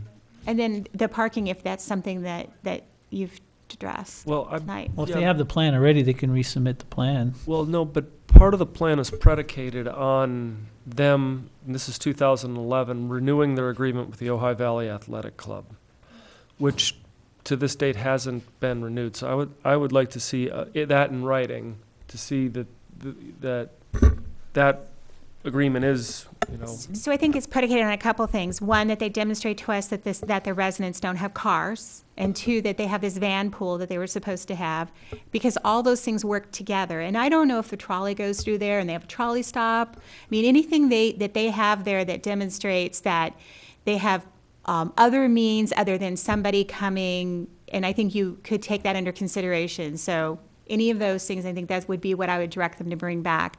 Any alternate methods of transportation other than using a car and parking it. Mm-hmm.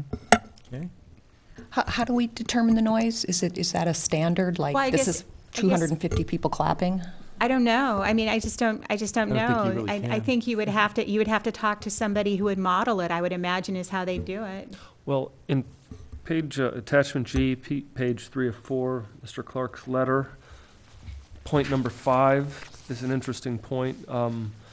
No pedestrian traffic crowd control plan was provided for existing or grouping around the present configuration of the tournament stadium court that takes into consideration the proximity of the residential property and its potential environmental effects. Crowd control spectator information is insufficient to make any decision as presented. I think that's a valid point. Well, yeah, but my question is, how do we resolve the issue? I think that looking at the plan, looking at where the pedestrians are or where the spectators are going to be, because I don't think it currently shows that, and potentially any noise mitigation, or I'm not really sure. I mean, there's got to be a consultant out Again, there. it would be an expert, a sound engineer who would do, like any other situation, they may go to something that's a similar type facility and take readings, but how they mitigate it, sound is a very non-intuitive type of issue. And so their home is actually far away. I mean, their property is close, but I think their home is farther away. So it really needs somebody to kind of, somebody who's an expert in sound engineering to actually do that. It's not something we can come up here and do ad hoc.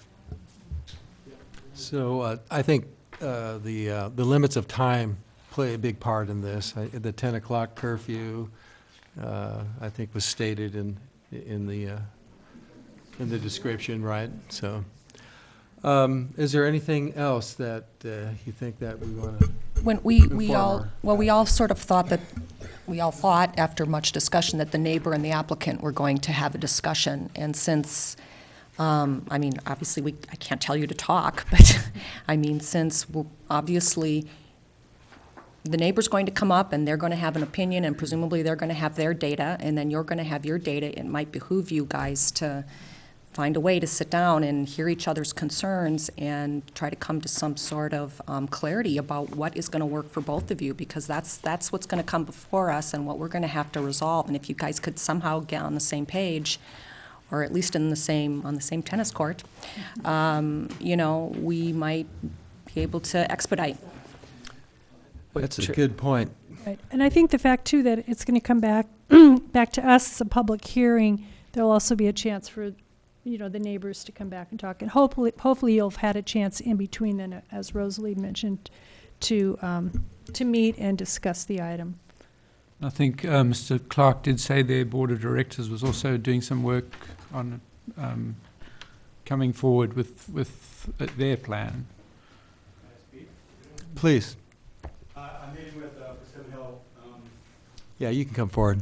We'll wait. Joe Clark, Buckboard Lane. Meeting with the Persimmon Hill Homeowners Association, meeting with the president, Darrell Ralston, and the committee members to talk about this and how they would like to approach it. But I'm not just concerned about the lighting, so you know that. There's an elevation that's missing, and there is because you need to see how it sits on the land, and the land steps up. And that's all I've been asking for. How does it sit up on that land, and how does it go across, so that I have an idea of what it looks like. Okay. I'm familiar with architecture, I'm familiar with land, I'm familiar with grading permits. There are things that can be done to show how it sits.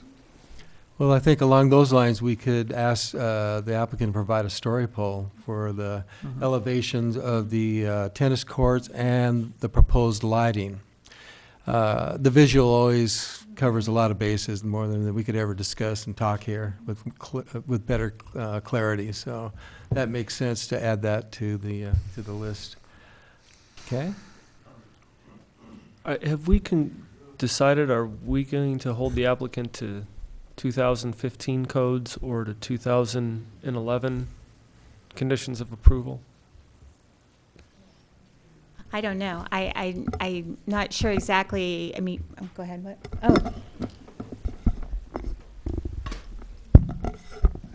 I'll try to inject a little clarity on that issue. The conditions of approval for the 2011 permit remain. The only thing that we would be modifying is any conditions of approval to be added on top that relate to the modifications as proposed. The other conditions of approval would remain the same. And so it's not a matter of, they're subject to both sets of conditions of approval, and any particular conditions of approval in the 2011 permit that need to be adjusted to reflect the new work should so reflect that the conditions of approval of, I forget the number of the initial permit, but permit number whatnot are modified, condition number 5 is modified, et cetera. As if not modified by the new permit, then the 2011 conditions of approval remain in place. Okay. So by default, they remain unless we change them. Exactly. And further, any changes would have to have a reasonable nexus to the proposed modifications. Okay. One quick question. Because I was not here at the December 3rd meeting and I did pour through everything, I just want to be clear.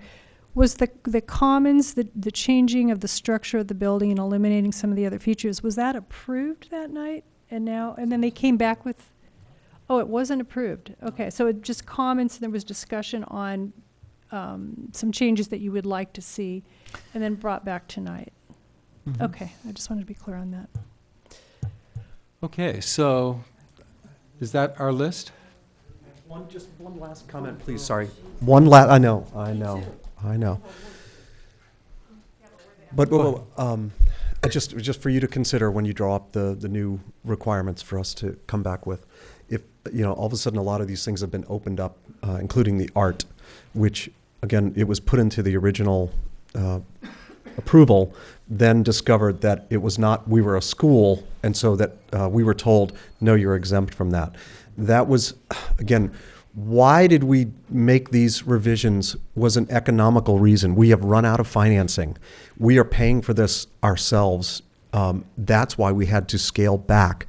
Adding the art is another $35,000 item, at least. And I'm just sitting here going, I don't know how we're going to do this. It's going to force us to revise again because it becomes prohibitive again. And I just hope all these little studies and all this stuff, these are thousands of dollars. The elevations, the color board. So, we're willing to try to do everything we can, but you've got to understand these little, I want this and I want that, I want that. You're talking about a lot of money. And, we want to do the right thing, but we can only afford so much. Thank you so much. All right, so are we ready to Can we go through that list again, just to make sure? reiterate the list one more time? Who wrote it down? I can go with Staff? some of the things. Yeah, I think we all have those. Yeah, I did too. Two of us but- did, okay. Okay, go ahead. All right, I just want to make sure we didn't miss anything. Go ahead. Chair, if I may. Diana Gould, by the way, contract planner for the city of Ojai. What I understood the commission to say is a photometric study would need to be done, including the type of, and we would also need to show the type of light standards and the height of all standards. Modeling would need to be done to show shade and shadows on the adjacent properties and spillage of lights onto the adjacent properties. Elevation of the 35-foot light standards and how it affects neighbors, including story poles for both the 35-foot standard and the 22-foot standards. Any noise mitigation, including possibly any kind of a noise study that would identify impacts to the surrounding properties. The public art seems to still be a question. Parking applicant would need to demonstrate that residents don't have cars and that there would be van pools accessible to all the residents on site. And from what I understand from your commission, that you would like to see the applicant renew an agreement with the Ojai Valley Athletic Club to allow reciprocal parking in their area. There was also a concern about pedestrian circulation in that area and how that might be mitigated. Now, did I hear the story polls in there? Yes, you did. Okay. Now, I understood from legal counsel that we are public art cannot be exempted because That's we've what it opened sounds up that like. door with this meeting, with this design review. Clarification on that. The art requirement cannot be exempted by the commission, either this commission or the Public Art Commission. There is provision for the city council to exempt it. Okay, they could appeal. I don't think it would have to be an appeal of the approval. It could be a separate request. But it has to be, the council is the only body with the power to exempt an applicant from the public art requirement. Okay. And the council's consideration can take into a number of factors, which could include the size of the modification relative to the requirement. So the requirement is already there, so we don't have to add it. That's what he's saying. Correct. Okay. It's built into the code, indeed. They're going to have to provide us with a proposal or a concept. Can I add two things to not two things, that's just actually a little more clarification to the list. The applicant mentioned that they actually now have an increase in the parking due to the modifications of the building, if I heard that correctly. So if we could have that information so we know exactly what that is. And then the other one would be if we could have, I'll defer to my other commissioners if they felt it was necessary, either a full set of architectural plans so that we had something more clear to look. Do we think we need that or not? I don't. Okay, if we don't need it, I just wanted to ask. Well, I'd like to at least see the 11 by 17 Okay, or like 11 by 17. plans in context, but I guess we could. Okay, so yeah, we don't need the full set. Take that back. Okay. Okay. So, public hearing has been closed on this item, sorry. We have to move along, we have other things to do, and we're going to be discussing in greater detail the next time around. So I think at this point, we're up for the motion. If I could, before you make a motion, Chair, you're considering a continuance until the meeting 2 weeks from now. However, given the amount of information that you're asking the applicant to provide, and the necessity for staff to be able to review that information and present it back to your commission for consideration, we're still holding with the March 18th meeting, because that would provide adequate time for the applicant and also adequate time for the staff to come back with a thorough and comprehensive review of the information that the applicant provides, and any back and forth conversations that we would need to have with the applicant. It would also provide the applicant time to meet with the neighbors to address some of the concerns that the neighbors have, some of which were voiced tonight. So that would be staff's recommendation to you. March 18th. To continue it to the March 18th meeting. Okay. I'll make the motion that we continue to this item to a date certain, March 18th, 2015, allowing the applicant to provide and request information as described and itemized by staff. I'll second that. Roll call. Mark? Yes. Jagiello? Yes. Sabella? Yes. Nolan? Yes. Foster? Yes. Nickman? Yes. Wojciechowski? Aye. Okay. Thank you, guys. Thank you, neighbors. See you next time.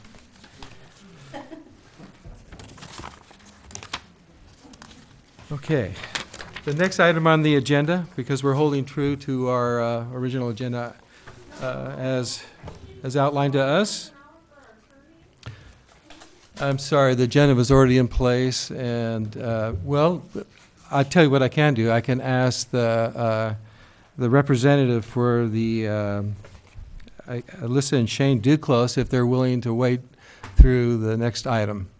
I would have to hear from you. We're hoping we'll be pretty quick. Okay, then we'll move forward with you then. You do have, We're paying for our kids and babysitter. Understood. Okay. Okay, so, yeah, everything's important, that's right. Okay, so this is a design review, DRP 14-16 for a proposed two-story addition and remodel to an existing single-family residence at 914 South Ayers Court. Hear from staff. Thank you very much, Chair, Commissioners, members of the public. The item you have before you this evening is the design review for a two-story single-family addition in the existing, located at 914 South Ayers Court. Staff's recommendation is to adopt the Planning Commission resolution approving the required findings for design review permit, DRP 1416, including the CEQA findings, accepting the CEQA categorical exemption, and approving DRP 1416, subject to the conditions of approval which are shown in the resolution. The general plan designation for the property is MR, which is 3 to 4 dwelling units per acre, and the zoning classification is single-family residential R1. The site is approximately 7,600 square feet and has a 3-bedroom, 1,200 square foot single-family residence with a 2-car garage, and currently the building site coverage is about 22% of the lot. The reason this item is before the Planning Commission is that according to the municipal code, a design review permit is required for all two-story additions in the single-family residential area. The project description you can see in detail on page 2 of your staff report, and I won't read that for you because I think you all can read. And in the interest of time, and particularly because the applicants have sat through a lot already, I'd like to move this forward for their benefit. But briefly, the application includes a 190 square foot addition on the first floor and an additional second story, which will be approximately 1,100 square feet. The lot coverage will increase from about 22% to 25%, and the building height will increase from 13.8 feet to about 22 feet. And there are architectural details that are also provided in the project description. There are a couple of things that the commission needs to consider to make the finding that this second story addition could be approved. and that is that the project is in scale with the adjoining land uses, and that the addition blends into the existing setting through the use of the building form, height, materials, and color. The applicant did provide a shade study, which indicates that there is a shadow on the structure to the east at about 3 p.m., but there's no structure would actually be affected. The project is compatible with the general plan and the zoning code, and it's consistent with all of the zoning code classifications. The project is also exempt from CEQA because it is a minor addition of existing structures, facilities, mechanical equipment, or topographical features. Accordingly, a notice of exemption will be filed upon approval of the project. So as I indicated at the beginning of the staff report, the commission is asked to approve the DRP 14-16, including the CEQA findings, accepting the categorical exemption, and subject to the conditions of approval that are shown in the resolution. And I'd be glad to answer any questions. Questions for staff? Okay, let's hear from our applicant. Our designer, I'm Melissa Duclos. And hi, I'm Shane Duclos, 914 South Ayers Court. We're blessed to be back in Ojai. Welcome. Our designer actually was sick today, so he didn't show up for us, or he wasn't able to join us. But yeah, we're excited to be back in Ojai. We both went to middle school and high school here. And I went to Topa Topa, which is down the street, and lucky that my kids now get to walk there. So we wanted to build up and have more room so we can watch our kids grow in our home, as well as their friends, and kind of see them in the house and make room for them, if you will, and all their friends. we wanted to originally possibly build out on a single level, but we were already within our easement or setback. Coverage and setbacks. Except for the very front of the house. So the only opportunity was to go up for us, so. And we hopefully have had discussions with most of our neighbors, and The they neighbors seem seem to to be be okay. in, and I don't see any in here today that are frustrated or have any problems with the lighting or any of the different things that we've done. So we'd like to see you approve. Well, do we have any questions for the applicants? Thank you. I would like to just comment, having lived in that house, I'm really glad Yeah, you're doing that's this. interesting. It really needs You us. actually lived in the house? Oh, yeah, we lived there for a year when we first moved here. Oh, really? You have to recuse yourself for that, or? I don't think so. It was a long time ago. Anyway, I think it's a really good idea. I'm Oh, thank glad you. you're doing it. Yeah, it's a beautiful plan that Wade Ellison put together for us, too. I do have a question. What are the windows going to be? Have you decided what, I mean, are we talking like aluminum clad windows or? No, well, currently, the windows have already been updated in the house within the last 2 years. It was actually very nicely remodeled. So we hope to use similar, the updated, new fangled version of windows, not aluminum. So. Okay, thank you. Mm-hmm. Thank you, guys. We have public hearings open. Anyone from the public like to come forward and comment on this project? Please. Is it possible that we can look at a map to understand exactly where this property is located? Does anyone have one that I can look at? A vicinity map is what he's referring to. vicinity We have a map. site plan, but not A site plan? I noticed that too, there wasn't one on the plan. Typically, there is one. I didn't You're see just it. on the front Photograph. page. You on want the- to come and look at that? But Okay. that's the local area. So it's off of Park Road, right? It's at Park Cross is Grand? It actually, Sure. Park makes a turn to the left and Ayers Avenue goes up and then. Oh, okay. there's Park. That was Mr. Smith, correct? Okay. Okay. I'd like to make a motion. Would you like to make a motion? Yep. Okay. If there's no discussion, we'll entertain a motion. I'm in favor of a motion. Make sure I got the right project here. I had to, Before the motion, though, I would like to say that yeah. it is a very nice project. I think it'll be a nice addition to the community there, and I'm glad that folks with kids are deciding to stay here and and make a home of it, so I appreciate it. Thank you. It's a nice design. It works with the neighborhood context. A lot of positive there. And just well presented, all the necessary documents. I'll just add that I represented the seller when you purchased the home. I didn't disclose that, but I didn't think it was really relevant.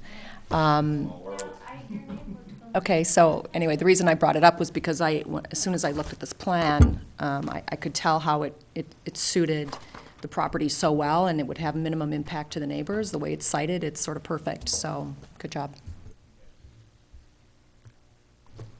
Mr. Jagiello? Sure. Make a motion to approve the resolution and required findings for design review permit DRP 14-16, including CEQA findings, accepting the CEQA categorical exception, and approval of DRP 14-16, subject to the recommended conditions of approval. I'll second that. Of the site. Roll call. Second? Merck, Yes. John did. I second it. Jagiello, Yes. Isabella, Yes. Nolan, Yes. Foster. Yes. Nicklin, Yes. Wojciechowski. Aye. Good luck. Thank you. Okay, our next item is actually a continuance of design review permit DRP 14-19 and variance 14-03 for the remodel of a historic bookstore, Twice Sold Tales, and the addition of a meeting room and pergola at 121 East Ojai Avenue, assessors parcel number 023-077-080. I need a motion for that continuance. I'd Do be we glad open the to. public hearing, though? Is What's that part of this? Was that required at this time? If anyone would like to speak to the matter? You can do it either way. Yeah. Oh, either way, okay. I'd like to move we continue this item. I'm sorry. You can open it and continue it to a date certain. Yeah. That avoids the need to renotice. Then, well, but we have. Yeah, to we need the date certain. Notice anyway, because the variance was not properly noticed. So I'd like to propose we continue this item to the February 18th meeting. February 18th meeting? That's what it says here. Mm-hmm. Okay. I'll second it. Roll call. Merck, Yes. Jagiello. Yes. Isabella. Yes. Nolan. Yes. Foster. Yes. Nicklin. Yes. Wojciechowski. Aye. Okay. Our next item is a text amendment to the Ojai Municipal Code repealing Section 10-2.1712 and amending Chapter 14 of Title 10 relating to regulation of the wireless telecommunication faculties. Faculties? That might be facilities, right? We'll wait for our council to get seated. I can do it and- from here. Mr. Clark, are you gonna? Yeah, lead the- I'll get it started. I just want to give a brief introduction and share some upcoming dates. So the background of this is that we learned about a year ago, as we went over telecommunication facility application, that our regulations are quite out of date. And this is a area of law that's changed quite a bit in recent years. So in April of last year, the City Council established a moratorium on new applications for facilities pending the issuance of the latest round of federal regulations. Those regulations came out in October and were published in the Federal Register in January, and will start taking effect in February and through April of the current year.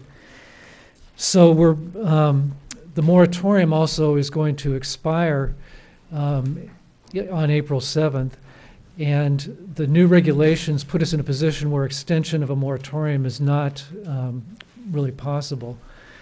So we're trying to set up a set of rules that meet the federal requirements and give us all the tools that we can possibly have to address these applications in a way that takes into consideration the community values to the extent that that can be done under the federal regulations. So we did have a meeting with industry representatives on December 9th to get their input on a kind of outline of this ordinance. We had a joint meeting of the City Council and the Planning Commission for a workshop on the 20th, at which time we went into quite a bit of detail about the federal regulations and the proposed ordinance. We have this meeting, at which time we're hoping the Planning Commission will find itself in a position to make a recommendation to the City Council. And assuming you do, there would be a City Council hearing on February 24th. And at that time, hopefully they'll be in a position to introduce the ordinance. That would put them in a position to have a second reading on March 10th, and then have the ordinance go into effect on April 10th, which is about the time the new regulations take effect. So with that brief background, I'd like to introduce Jonathan Kramer. He's our special counsel with respect to telecommunications facilities. And he's going to briefly review for you what is in front of you, and then respond to whatever questions you have. Thank you.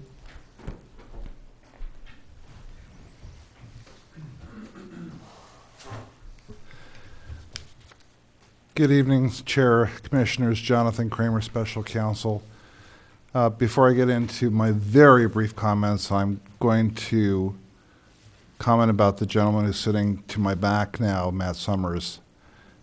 You're particularly lucky that he's staffing this process, as will Scott Howard, who's the interim city attorney, because both are extremely knowledgeable in wireless. So it actually has helped our process along to have very knowledgeable regular attorneys for the city backing this process up. Not much has changed since we had the meeting with you on the 20th. What has changed is that we've received a lot of comments from the public, all of which have been reviewed by all of the key players. And we've already talked internally about some changes that we want to make and want to discuss some of those with you. And we'll kind of do it through a short run through on some of the key points. But as a practical matter, tonight we're kind of in a midway process. The purpose of tonight is to get your input and your recommendation to the City Council about proceeding forward with the new wireless ordinance. So we're looking for your advice and counsel tonight, as opposed to a vote for yes or no on this draft. So your role here really is advisory.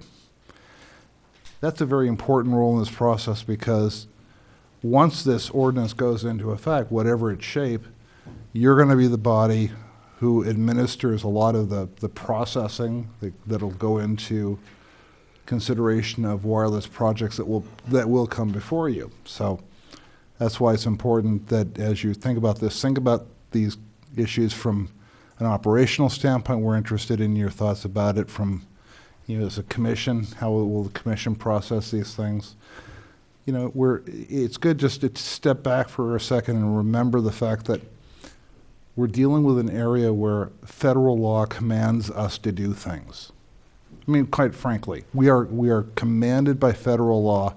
When laws say a state or local government, quote, may not deny, comma, and shall approve, unquote, certain types of processes, pretty much clear that the federal government's telling us what we have to do. And now that the FCC has issued its infrastructure order that tells us how we have to operationalize that command from Congress, because that's where this law came from. It didn't come from the FCC, it actually came from Congress. The draft that's in front of you and the things that we'll be talking to you about tonight are very operational. We've heard the community's input. It was very helpful to hear that, especially at the public hearing on the 20th. And with that, I think that's, unless you have initial questions, and probably through this process, you should be peppering us with questions. Probably better to do that rather than saving it, because a lot of this is very technical. The rules here are designed to comply with our obligations as a city operating within a federal framework. So with that, how do you, since you're the senior now, how do you want to proceed on this with that introduction?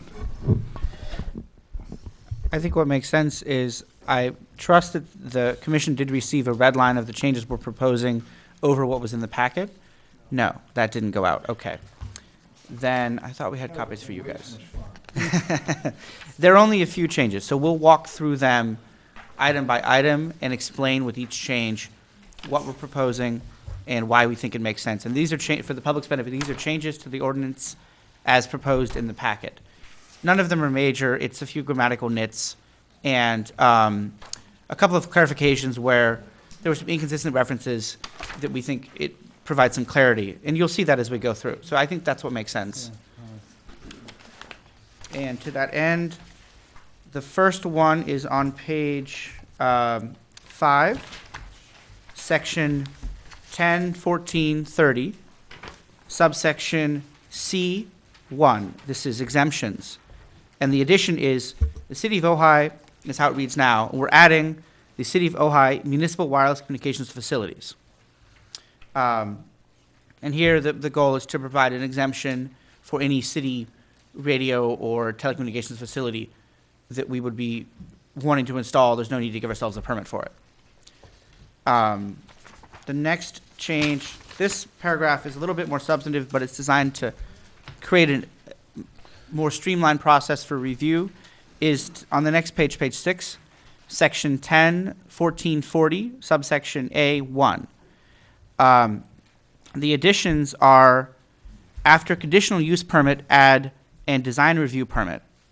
Then, where there's a blank in the section number, replace that with section 10-1460, subsections D through F. And then at the end, after shall be subject to the approval of a conditional review permit in compliance with Article 24 of Chapter 2, add and subject to the approval of a design review permit in compliance with Article 20 of Chapter 2.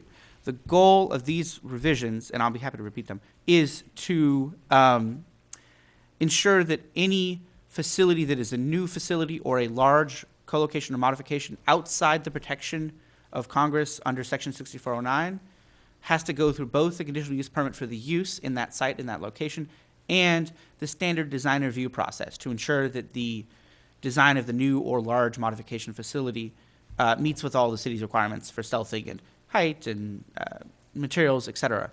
That was always the intention, and these additions clarify that point explicitly.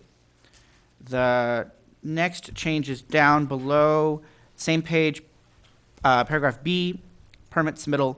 In the first sentence, delete from the and replace it with. So it would read, all permit applications shall be submitted by the applicant in person at a prior scheduled appointment with city staff with all departments that require a permit or other approval for the proposed project. Grammatical change. Next change is page 7, section 101450, subsection A, conditional use permit application materials.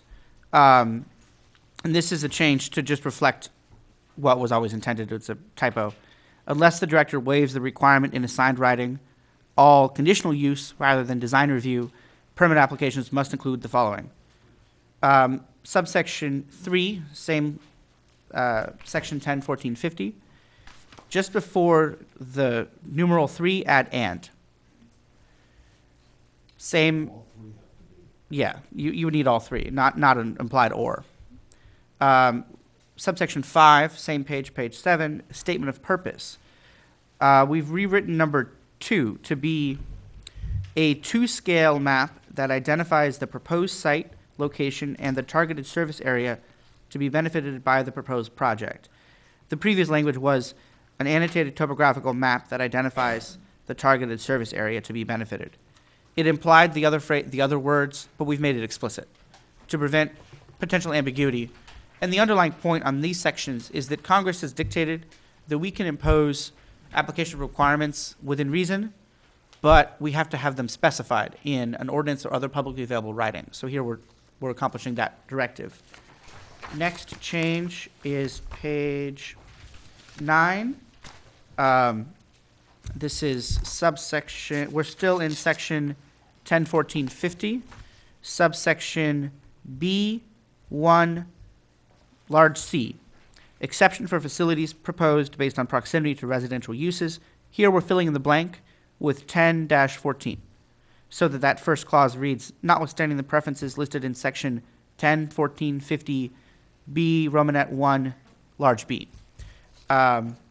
Next change, bottom of the page, subsection D, Romanet 2, adversely impact a scenic view shed. Next page, page 10. And the next two changes are substantive, but are designed to more accurately reflect the somewhat limited ability of the city to impose requirements. Romanet 3, top of the page, page 10, require the removal or relocation of a protected tree rather than impact a protected tree. The goal here is to clarify impact is a very loaded term, and it's a very broad term. It's a little unclear what that means. This way, we've made it clear that impact is meant to be removal or relocation of a tree, protected tree. Romanet 4, sure. Where is that? There's no reference to a tree in number 3. It's on the previous page. It's on Oh, page 9. I'm sorry. In your version, it's on the previous page. Yep. That's bottom of page 9. The Roman numeral 3. Got it. My apologies. That's Romanet 3. Delete impact and replace with require the removal or relocation of a protected tree. And then the following Romanet 4, delete impact and replace it with be on the same parcel as a landmark property. Again, clarifying impact is a fairly broad term that a wireless carrier could make a lot of hay out of. This is very clear. It's a hard standard and an objective standard. Subsection 6, lights, a little bit down the way, a little bit on your next page. Here it's a deletion. We're deleting the words so as to avoid light spillage onto adjacent properties. And what we've done here is rather than specifying a particular standard in the wireless ordinance, we're relying on the generally applicable lighting standards in Article 16.5. And that reflects the reality that Congress has accepted that the cities can impose standard building safety, health, and welfare regulations, but we can't impose regulations that are distinct or worse on a wireless site. So if we here build it on the general requirement, then we're relying on our general lighting requirements, which we can impose. That preserves, it looks like it's deleting a power, but really it preserves the city's ability to require what we would otherwise require by Article 16.5. This is a side note. This is one of the things that came out of the FCC's infrastructure order that said the commission recognizes we can enforce generally applicable. I apologize. This is one of the things that came out of the FCC's infrastructure order where the commission said that we can enforce generally applicable safety codes almost to 100% level. There's some minor areas where we can't, but by moving this back and just referencing the ordinance, we actually strengthen our ability to enforce this under the FCC's order as well. So a number of these changes and clarifications are intended to weave the pattern through the infrastructure order that was released on January 8th. So this is all relatively new stuff, and we're still digesting it, which is why it's going in here now, and there'll still be probably a few more changes in terms of just some of the structural issues between now and the time the city council sees the draft that we're hoping they'll adopt for first reading. Let's see. The next change is on my page 12, subsection F, the last subsection before the next section. Applicable criteria for conditional use permit approval. The changes here are 3, add the word planning before the word commission, which is making it obvious that this was the planning commission and not the other uses of commission in different parts of the ordinance, which are the Federal Communications Commission. The next change is, speaking of FCC, we're now in section 10.14.60, subsection A, subsections A, 2, 3, and 4. At each point where it says commission, replace it with FCC. Again, to be clear, which commission we're referring to. And also in 4, we actually spelled out, Oh, right. Communications Commission, so then we Can't hear you, sir. And in subsection 4, where we actually spelled out Federal Communications Commission, we're shortening it to FCC for consistency. Let's see. The next change is my page 15, same section, section 10, 1460, subsection D, findings for design review permit approval for wireless towers on private property. And here the changes are to replace "and" with "a," and then to delete the word "only." So it would read, the director may not deny a design review permit application to change an existing wireless tower on private property when the director finds all of the following. We'll need to add the "of" there. All of the following. Make it a little bit clearer was the goal with this change. The same change is made the next two times the same language appears, which would be subsection E, where again it's delete "and," replace it with "a," delete "only," and then add "of." And then again, same language on subsection F. Delete "and," replace with "a," delete "only," and add "of." Next change is subsection G4, compliance with applicable laws. In the second sentence, delete the "maybe" that follows the "shall not." We were going back and forth with language, and we forgot to delete the second verb. Any failure by the city to enforce compliance shall not relieve any applicant of its obligations under this chapter, any permit issued under this chapter, or all other applicable laws and regulations. Shall makes it clear that they must comply with other laws. The next change is subsection H2, procedures for design review permit denial without prejudice. Here we've added, under Romanet 2, add "without prejudice" so that it reads, a statement that the city denies the permit without prejudice. And add a new Romanet 4, and at the end, semicolon, and Romanet 4, that the applicant may submit the same or substantially the same permit application in the future. The goal here is to make it clear that if we deny an application because they don't meet the 64.9 requirements, they're allowed to submit a new application. That's implicit in anything, but it makes it obvious here, which should protect the ordinance against a facial challenge. Next change is section 10-1490, removal of abandoned facilities. This is a couple of substantive changes intended to strengthen the city's hand. Subsection B, delete "owners" and replace it with "permittees, facility owners, or landowners." Here the goal is to capture all of the potential parties who we can go after as responsible parties should a wireless facility that has been abandoned need to be abated and the city need to go after someone for costs. We want to be limited. We want to be clear that it's the facility owner, the landowner, or the permittee, whoever's around. And also add at the end of that sentence, following the city's standard abatement procedures. Again, to tie it back to our usual abatement process and to make it clear that we have all the usual tools available in the toolbox to us. And then to delete subsection D entirely, the bonding requirement. And the deletion here is proposed for a couple of reasons. One is that the requirement in subsection B to allow us to go after them for costs is a more effective tool than the bonding requirement, because the $2,000 bond pays for a very small percentage of the cost to remove a wireless site. And that number was drawn from the legacy ordinance and doesn't reflect the reality of a modern cost site.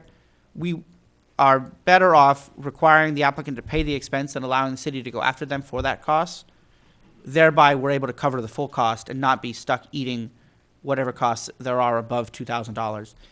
It also will make the city's auditors happy, as they've been concerned about having the city hold $2,000 bonds in accounts for 30 years when the amount of paperwork and compliance fees exceed the value. And the next change is section 10-14-110, subsection A, replacing the blank with 10-14. And I believe, yes, that is the last of the changes we're proposing. And so we're available to speak to any of the broader questions or the minor points. I realize that's a lot of changes, and I had thought we had copies made. I apologize that wasn't done. Any questions?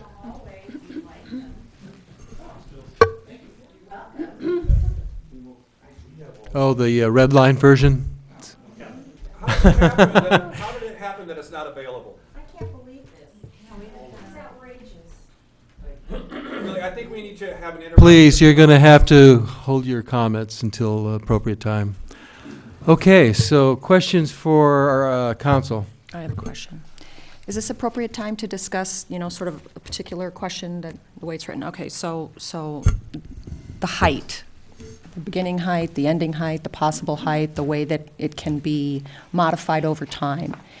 Is there a way to include in the ordinance something that is more graphic and sort of cues people, staff members and maybe future commissioners, to understand that this is what was originally granted, and from there forward, this is the ultimate height that can be, it can be increased. Because it seems like it would be very easy to miss somewhere down the line how somebody was, how the height limit was prohibited or circumscribed by the original set of conditions if something just gets missed. And The issue of height limit is one that comes out of the FCC rules, and as opposed to putting it, hard coding it into the ordinance, there are actually some times when those rules are not 100% applicable. So there's some things you have to consider as to whether you can go the full limit, if there's some lesser limit. What we're going to be doing is preparing basically a handbook for how to operate the ordinance. That's a better place to put it, because that's going to be the guide that most people will refer to. And we'll make sure that's that discussion about what's allowed. You have to look at the site as proposed. You have to look at when the site was actually constructed. So there's kind of a matrix you go through. That's why we'll do it that way. Question.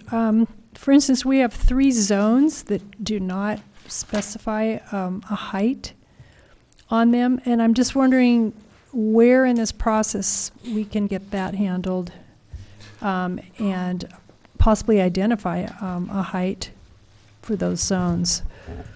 The intention of staff is to work with the council and this commission to move quickly on establishing height limits for those 3 zones. We're aware of the gap. So tonight we can start that conversation. No. It wasn't. It's not agendized. It's going to be a separate ordinance. We're aware of the issue, and we'll be bringing it to you at the appropriate time, but know that we are aware of it. And would the appropriate time be before April, what is our deadline, the 10th, that we would get that handled? Staff's plan is to get it started before then. Given the amount of time it requires to accomplish a zoning ordinance amendment, Right. there may be a bit of a short gap between the 2 points, but we're optimistic that there likely will not be any applications in that gap period. And unfortunately, the moratorium option is off the table as the FCC has prohibited local moratoriums. Okay, thank you. I think it's going to be important that the public has opportunity to have feedback regarding the height or suggested height limits. And that's exactly the intention. So you see that, okay. Will be agenda, it'll be Wanna agendized. make that very clear. Yeah, exactly. No, and the whole goal is to agendize that as a draft ordinance for this commission's consideration, which will include a public hearing and a full consideration of what are the height limits for the 3 zones that don't have a limit, what should they be, and that will take into account not just the wireless sites, the potential height of a tower, but anything else that would be approved or authorized or potentially permitted via a conditional use permit in that zone, taking into account the full set of considerations. And that will happen soon. Okay. But I can't give you the exact date. I have a question. Excuse me. Is this our opportunity to suggest, like, for example, on page or location guidelines and preferred locations, page 6 and 19, which goes over onto 7 and 19? I mean, there's a certain order of preferred sites which has been presented to us. Excuse me again. Do we have the opportunity to suggest changing that order?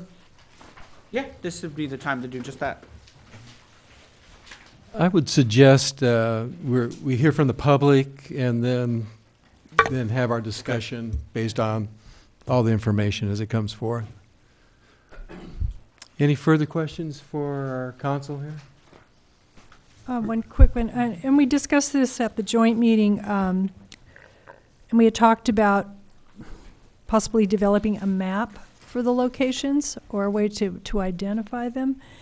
And I'm guessing, would that go into the guidelines that you're recommending, or and the same place where we would actually put, say, the formula to look at the height, not the height ordinance, but in here where it refers to, here it says the proposed change does not increase the height more than 10% or 10 feet, whichever is greater. But would those things fall under like a set of guidelines, a map, or anything that has to do with more the aesthetic criteria? You know, I'm not sure it's going to end up going into the guidebook. Mm-hmm. It certainly makes sense to key it off of zone heights and so forth. It's a little bit early on that. Okay. We hear you. Okay.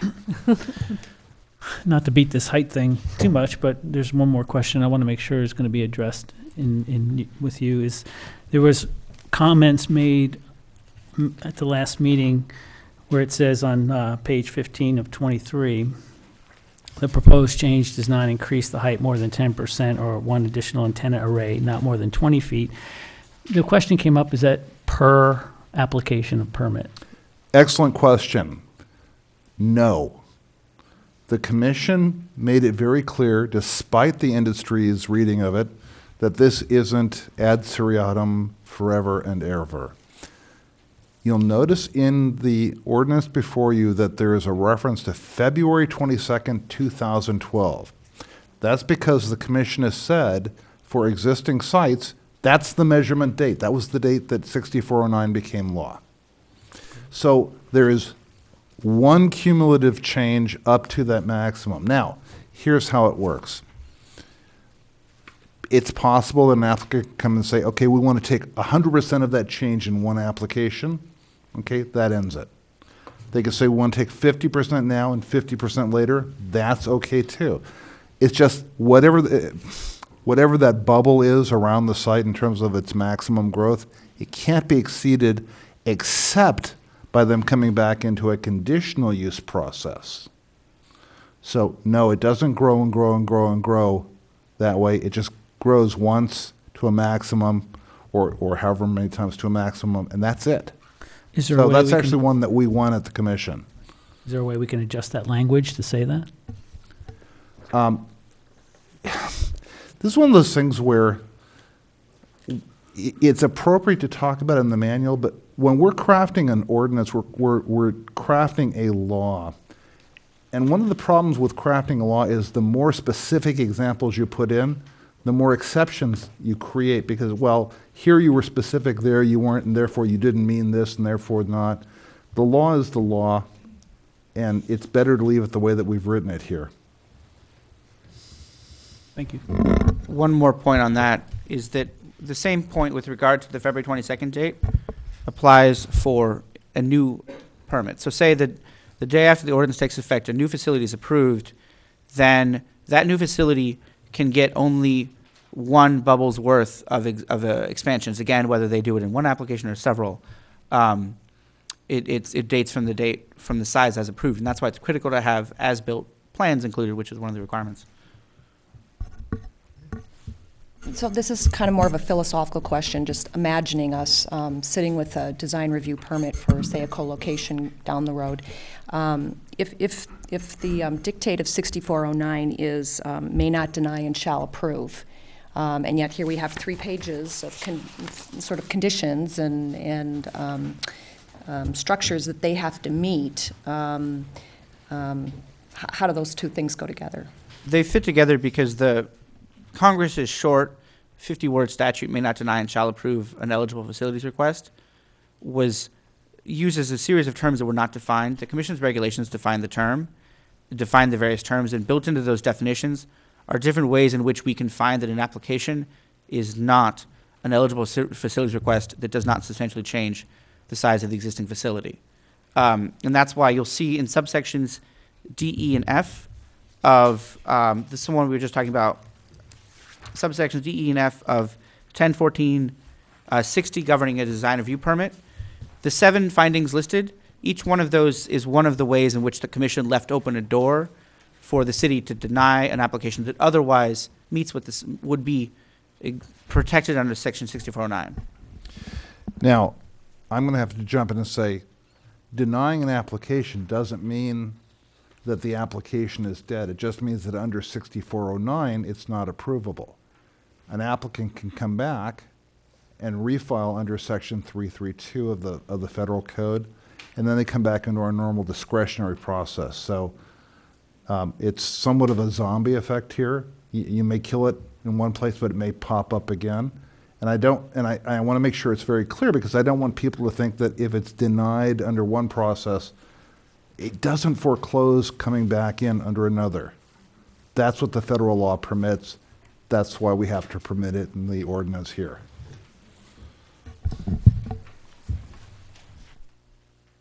Okay, no further questions. We're going to open up the public hearing portion of this. So I have before me several speaker cards. It's Catherine, and I think I don't even want to attempt. Yazaka? She had to leave, sir. She's gone? Okay. That brings me to Michelle Thomas. Is Michelle Thomas here? Good evening. Good evening. Michelle Thomas, 1125 Del Prado Court. Planning Commission members, I'm here to request that you insist that the city craft an emergency ordinance on height, noise, and light. There should be nothing that would be incompatible with nearby residential use parcels, nothing greater than 2 stories, no 24-hour noise, no 24-hour lights. And I'm not a mathematician, but 1,000 feet away would be something I would think about. Here I am over a year later still talking about the cell tower issue. I just want to go back to my backyard. You Planning Commission members are being asked to sign off on an ordinance that still seems to have glaring holes in it. Furthermore, as you've both brought up, 2 members have brought up, our height and noise ordinances don't necessarily address public use. I forget what the letters are, but the meadow behind my house is zone public, and there's nothing that addresses anything in those kinds of zones. So that's why it's so important, listening to what Mr. Kramer's saying, we have to have this stuff in place before whatever month it is that the federal government says we have to have this done. So this is an emergency.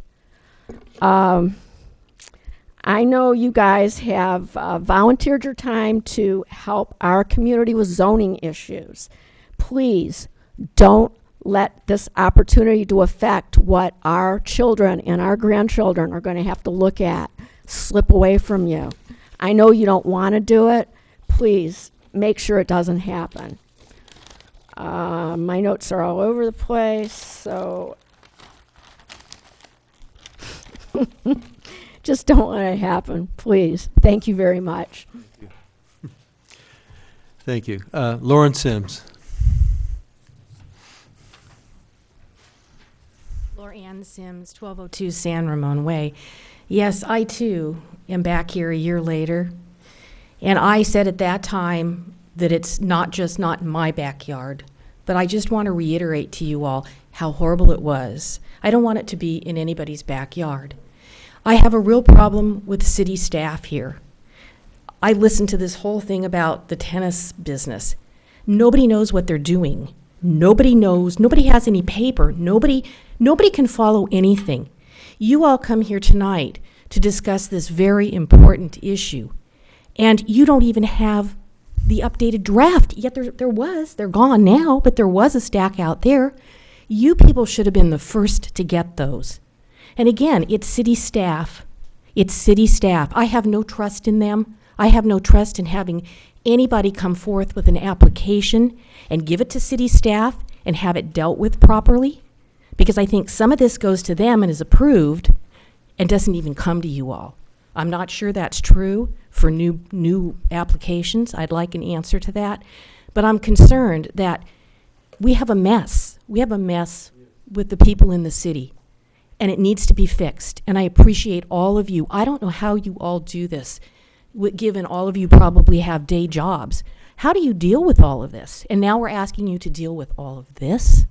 Please be careful, because it could come to your neighborhood, and you won't like that. I've been there. Thank you. Thank you. Jeff Lobel. Good evening. I guess my first question is, I prepared a 5-page memo that was supposedly given out after the January 20th workshop. And I don't know if that got into your packet. I know I don't want to read it tonight to you. I've had some conversations with Mr. Clark and Mr. Kramer, but I'm very concerned because you are being, so I guess that's my first question. Was it in your packet or was it not put in your packet? Because we were promised at the workshop that written submissions would be provided, and I delivered it on the 20th. I know that we did have,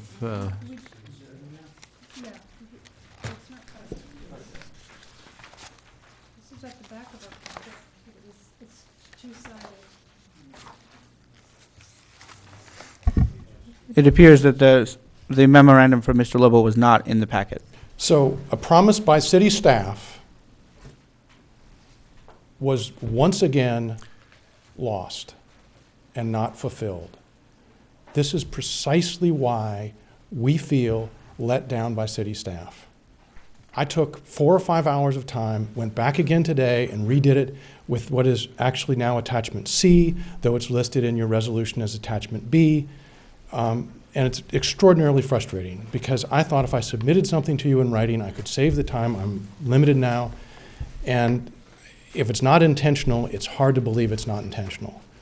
You are being asked tonight to approve a very important ordinance that was being revised at 4 o'clock this afternoon. How can we prepare? How can you prepare?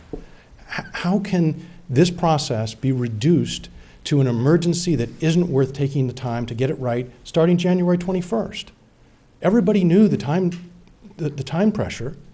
Mr. Clark did, Mr. Kramer did, they all told us.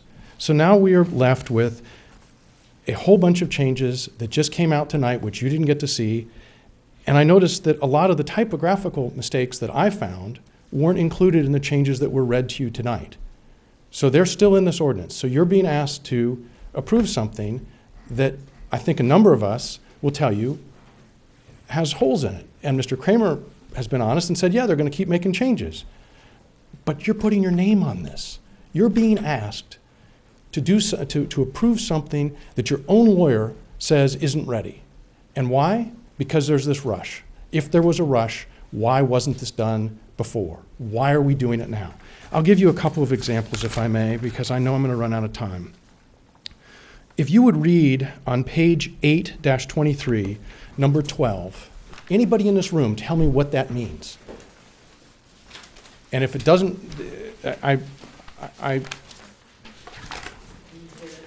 page 8-23, the parentheses number 12, and if I can flip around and try and find that.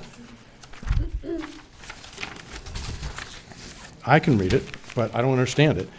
Other published materials, all other information and or materials that the city may from time to time make publicly available. Is that clear enough to enforce? I will tell you that as an attorney, it's not. I think there will be several other attorneys who can confirm that. So we're in the process of trying to do something within the federal regulations that allows for the city to do its job. And yet there's this language in here that is ambiguous and vague. Why not make it tight? Why not do the best we can? Why not add in things like have to limit you to 30 more seconds, okay? Well, what I will do is I will once again provide a copy. My time to you. No, that's okay. I will provide, once again, my list of the memo that I took the time to prepare so that you wouldn't have to listen to me. But quite simply, I find this objectionable that city staff is holding stuff out on us. I don't think that's right. I don't think it's consistent with the Public Records Act. I don't think it's consistent with the promises that were made last time when Ms. Besor said specifically she would do this. And you guys are in a tough spot because you're going to be put in the position of voting on something that you know isn't ready. Okay, Mr. Lobel, thank you.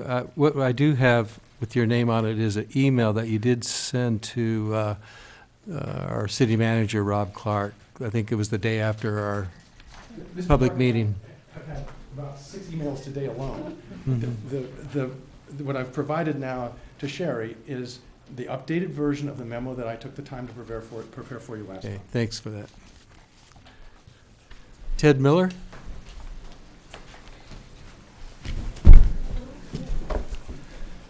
My name is Ted Miller. I live at 574 Los Alamos, which is directly across the street of the AT&T cell tower, and I had the privilege of appearing before you several times when that issue was before you. And I'm back again, and I don't want to reiterate the comments that have already been made, but I have a number of questions that I think are quite important. Some of them have been touched upon. The first is, why isn't there a provision in this ordinance anywhere for public notice of the applications that you all are going to be considering? There isn't a word about public notice in the ordinance, and that's what got us into a mess the last time we were here. We got notice over a holiday weekend that there was going to be a hearing the next Monday, and you all remember that saga that we went through at the time. There isn't any reason why the public can't be informed of a proposal or an application to build a new site or to add to an existing site. I recognize that the statute constrains the input of the public and the issues that can be considered, but that doesn't mean that the public should be left in the dark. It's unfair, it's inappropriate, and it is going to generate more chaos for this commission, for the city council, and for the community if we're kept in the dark than if we're brought into the process at the outset and understand what's happening. We've heard, and there have been comments about noise, light, and height. And we've been told tonight that, well, maybe we'll get to it and maybe we won't. This is an emergency, critical issue, and you all have identified it. And there isn't any reason why, with the talented council that the city has hired, an expert in this area, we can't get those ordinances amended or created on a timely basis so that they're in place when the moratorium ends, and not scrambling after we've got a stack of applications to build towers. One of them may be right across the street from my house and those of my neighbors, again, 60 foot, 65 feet, with eucalyptus leaves to disguise it. It's not right, and there isn't any reason why their efforts can't be devoted to getting that critical piece done. There are inconsistencies in the language of this ordinance that, as a lawyer who's practiced for 45 years, litigated ordinances, been to court, fought these things, are going to be the undoing of your efforts to enforce. And I'm just going to give you one quick example. If you look at the provision on alternative sites, which is attachment C, page 8 of 23, it's subsection 7. That's a critical piece of this, requiring a complete, credible presentation on the alternate sites that were considered, which wasn't done the last time around. It says a clear and complete written alternative site analysis. If you then go back to page 14, and this is subsection 5 under C, design review permit application materials. It's the section heading narrative, a written narrative that explains in explicit factual detail. Well, why aren't we getting explicit factual detail on alternative sites? And if I were challenging a determination on alternative factual sites, I think I'd have a wide open path to do so because the standard is much looser. And if it was rejected, if an application was rejected because you all concluded that the alternative sites weren't adequate, someone would say, well, you didn't say I had to do it in explicit factual detail, just said it had to be clear and concise. And surely was written in English and everybody could understand it. That's going to be a prescription for trouble for you all, for the council, and for the community. Last but not least, there are, and Jeff adverted to this in his comments, typos and garbled sentences that don't mean anything and make it impossible to enforce. And I'll give you just one example of that.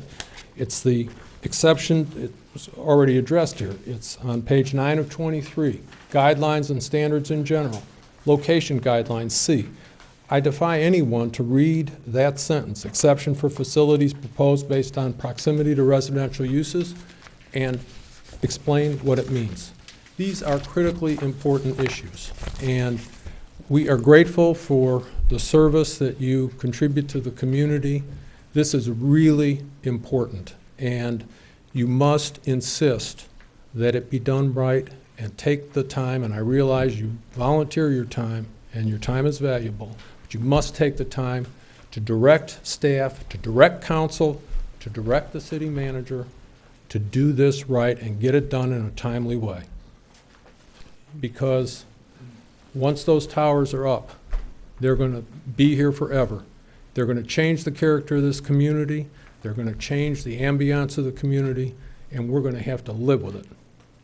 Thank you very much. you. Joan Roberts? She left. Raymond Sims? Good evening, commissioners and staff and council. Raymond Sims, 1202 San Ramon Way. I think that things have been pretty well stated already to you. I've been a resident of the Ojai Valley for over 52 years, and I've been practicing medicine here for 31 years. I was involved in last year's AT&T cell tower debacle, and it was a great stress. I just want to reiterate the importance of making very careful decisions, especially to prove from the applicants that come here for their cell towers that they have current information that really is true to what is necessary for what they want to use the towers for. And also, again, reiterate the fact that although perhaps you can make changes later, that once those cell towers are up, they're going to stay up. So I really appreciate your service, and thank you for your careful consideration. Thank you. Thank you, Mr. Sims. I don't have the card in front of me, but I remember seeing Michael Francis Smith before me, so.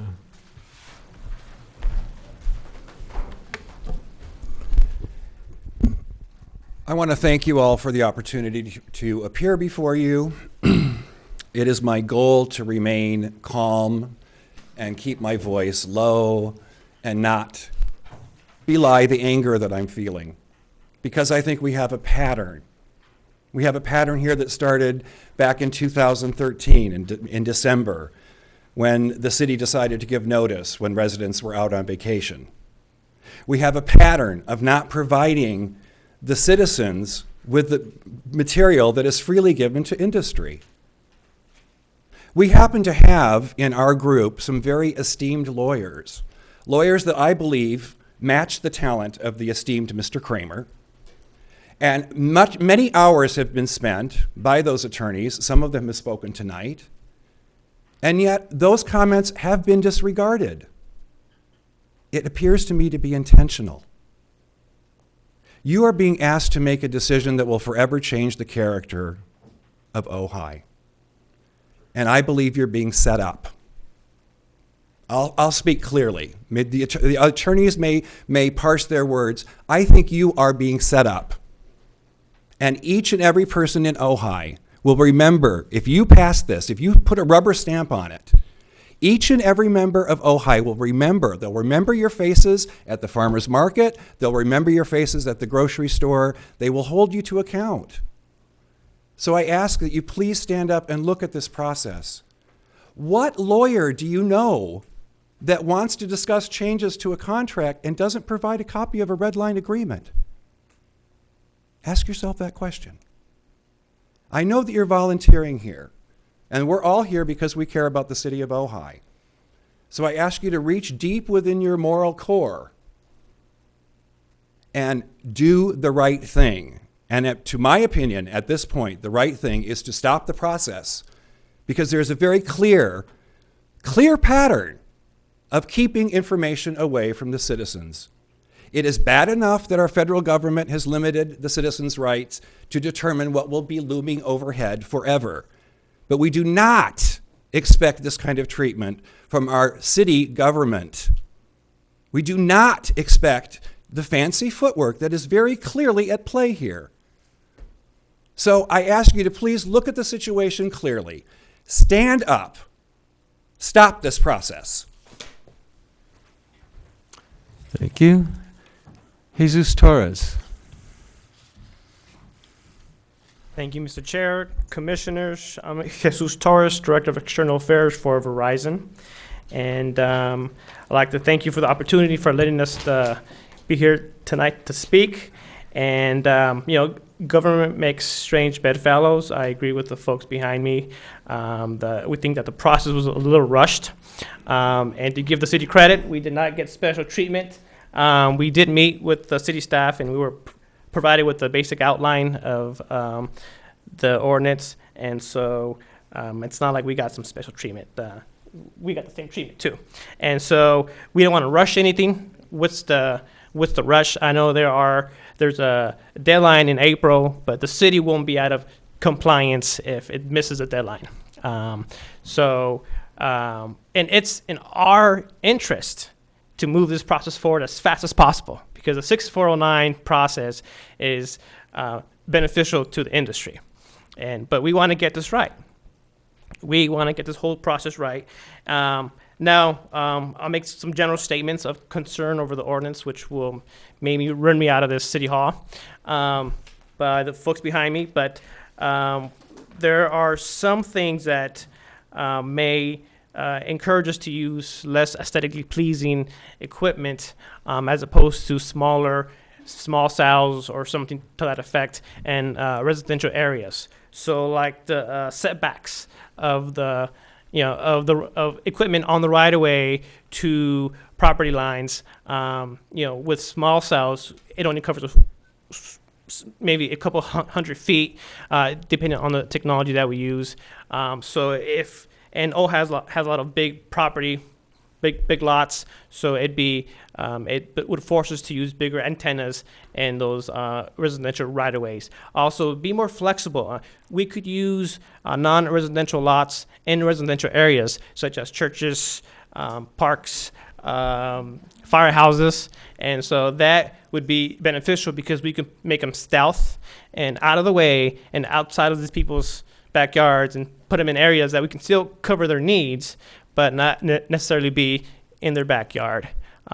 Demand is in residential areas. That's where demand is, and that's where we need to be. We don't, pick and choose where we want to be. We set up our equipment where the demand is, and consumers are demanding these services. Your attorneys use iPads and phones to look up code. There's several people behind me that have iPads. The world's changed, and 4 out of 10 households are going wireless only, and use of data is increasing exponentially. So we are where the demand is at, and the demand is in residential areas. So we look forward to continuing the conversation, and we'll provide a more detailed letter as the process moves forward. Thank you very much. I don't have before me any more cars, but please feel free to. Michael Shanahan. Thanks. Good evening. Thank you for listening, and aren't you lucky to be in this position? I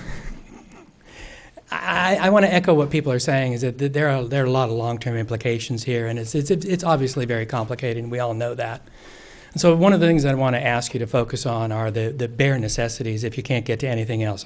There's a lot of talk here about going back and forth and language, et cetera, et cetera. I'm going to focus on one thing, and that's what was mentioned earlier, and that's public notice. I think that the last instance is an example of what can happen when public notice is not effective and is not sufficient.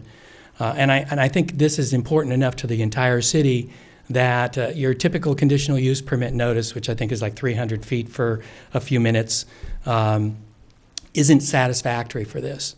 It's such a technical issue. This is not like what color is your neighbor painting their fence. That people need time to prepare, to review the applications, to prepare their responses, to come back to you with substantive comments. And so I think it's very important that you find a way to mandate early and effective public notice.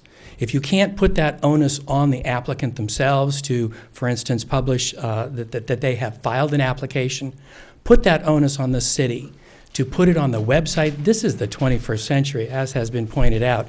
There are an awful lot of ways to get information out just like that. There really is no excuse for it not being out.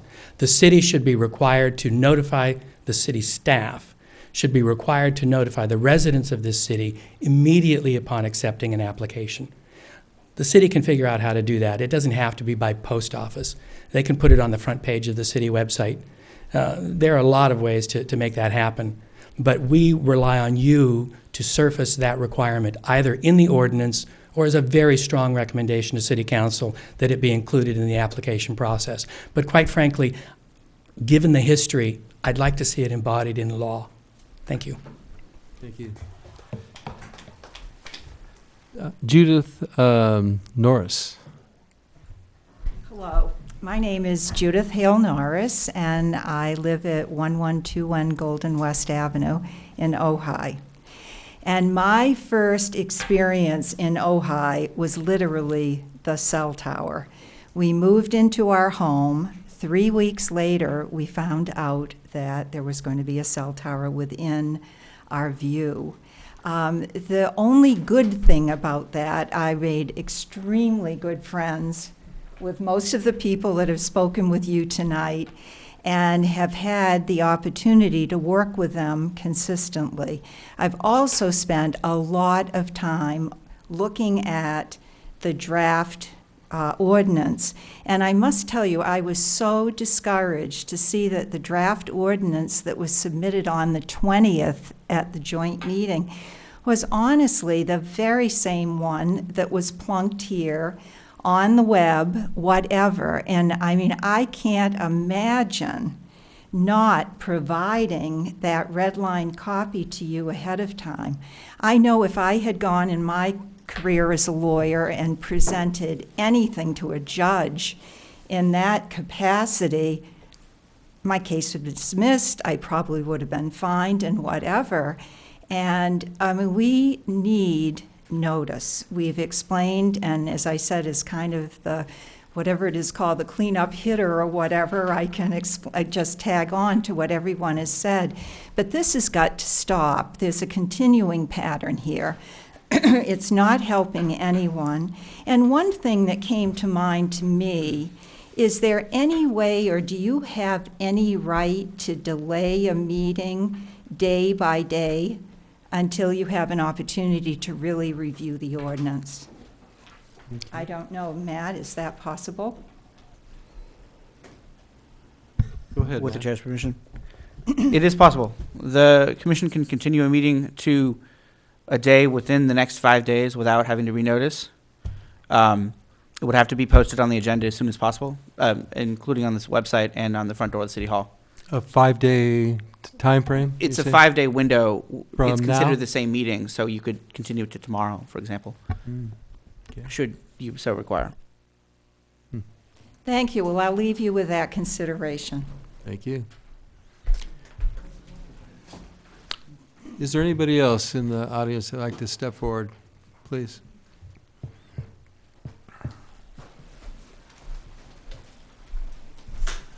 Thank you, sir. Steve Quillisi, 516 West Eucalyptus in Ojai. I picked up this red-lined, it's actually blue-lined copy of your draft ordinance when I came in this evening, so that's all the time that I've had to look at it.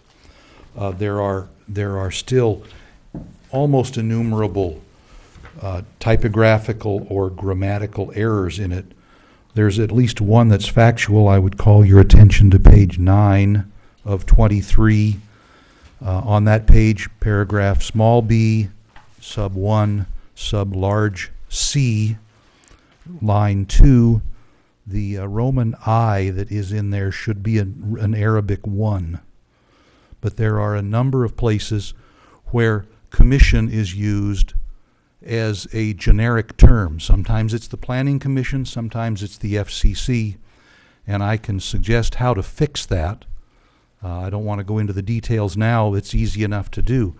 But you do not have, and for other substantive reasons you've heard tonight, you do not have a draft ordinance here that is worth voting on yet, in my opinion. And I urge you not to do so. Thank you. Thank you. Is there anyone else that'd like to speak at this time? Okay, well, this is not an official public hearing. So, is it? Okay, so then I guess at this point we'll close the public hearing and open up the dais for discussion.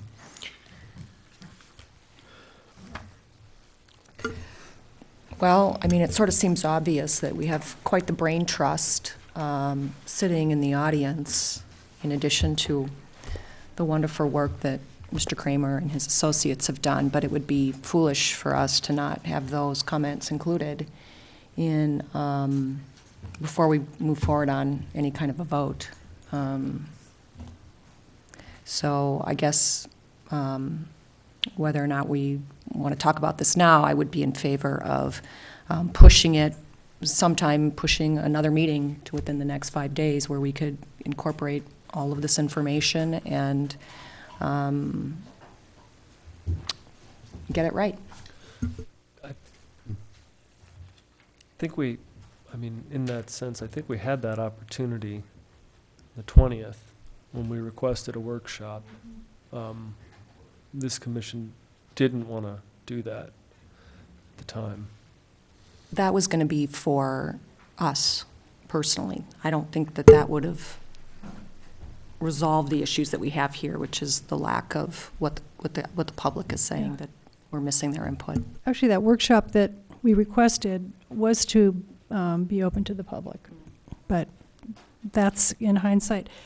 I'm in agreement. I read through the document, and the first personal note that I wrote on the top was that it needed clarity. There were errors in the language, and tonight I tried to write in all the changes, and I knew there were some other things where I saw inconsistencies, and I missed a couple of those, but I don't feel confident in approving that without having another draft and also taking into consideration the information we got from the public. And then I do have a couple of questions, and that's in regard to the public noticing. Legally, can we write that into our ordinance? And if so, can we expand the distance? If it's 300 feet now, could it be greater than that? Is that something we can do? In terms of distance options, that's within your discretion.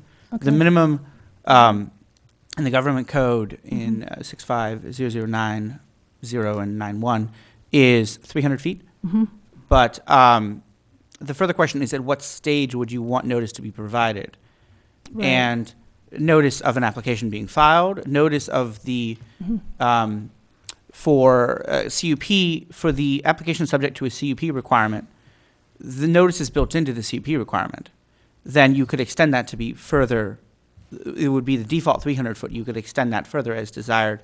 For the application subject to a design review permit, where the director is making the determination, we recommend that the director should make the determination because there's no discretion. If the findings are met, it must Wouldn't be come to approved. us anyway. Exactly. For Right. that one, you have to think about how would you want to structure the notice requirement.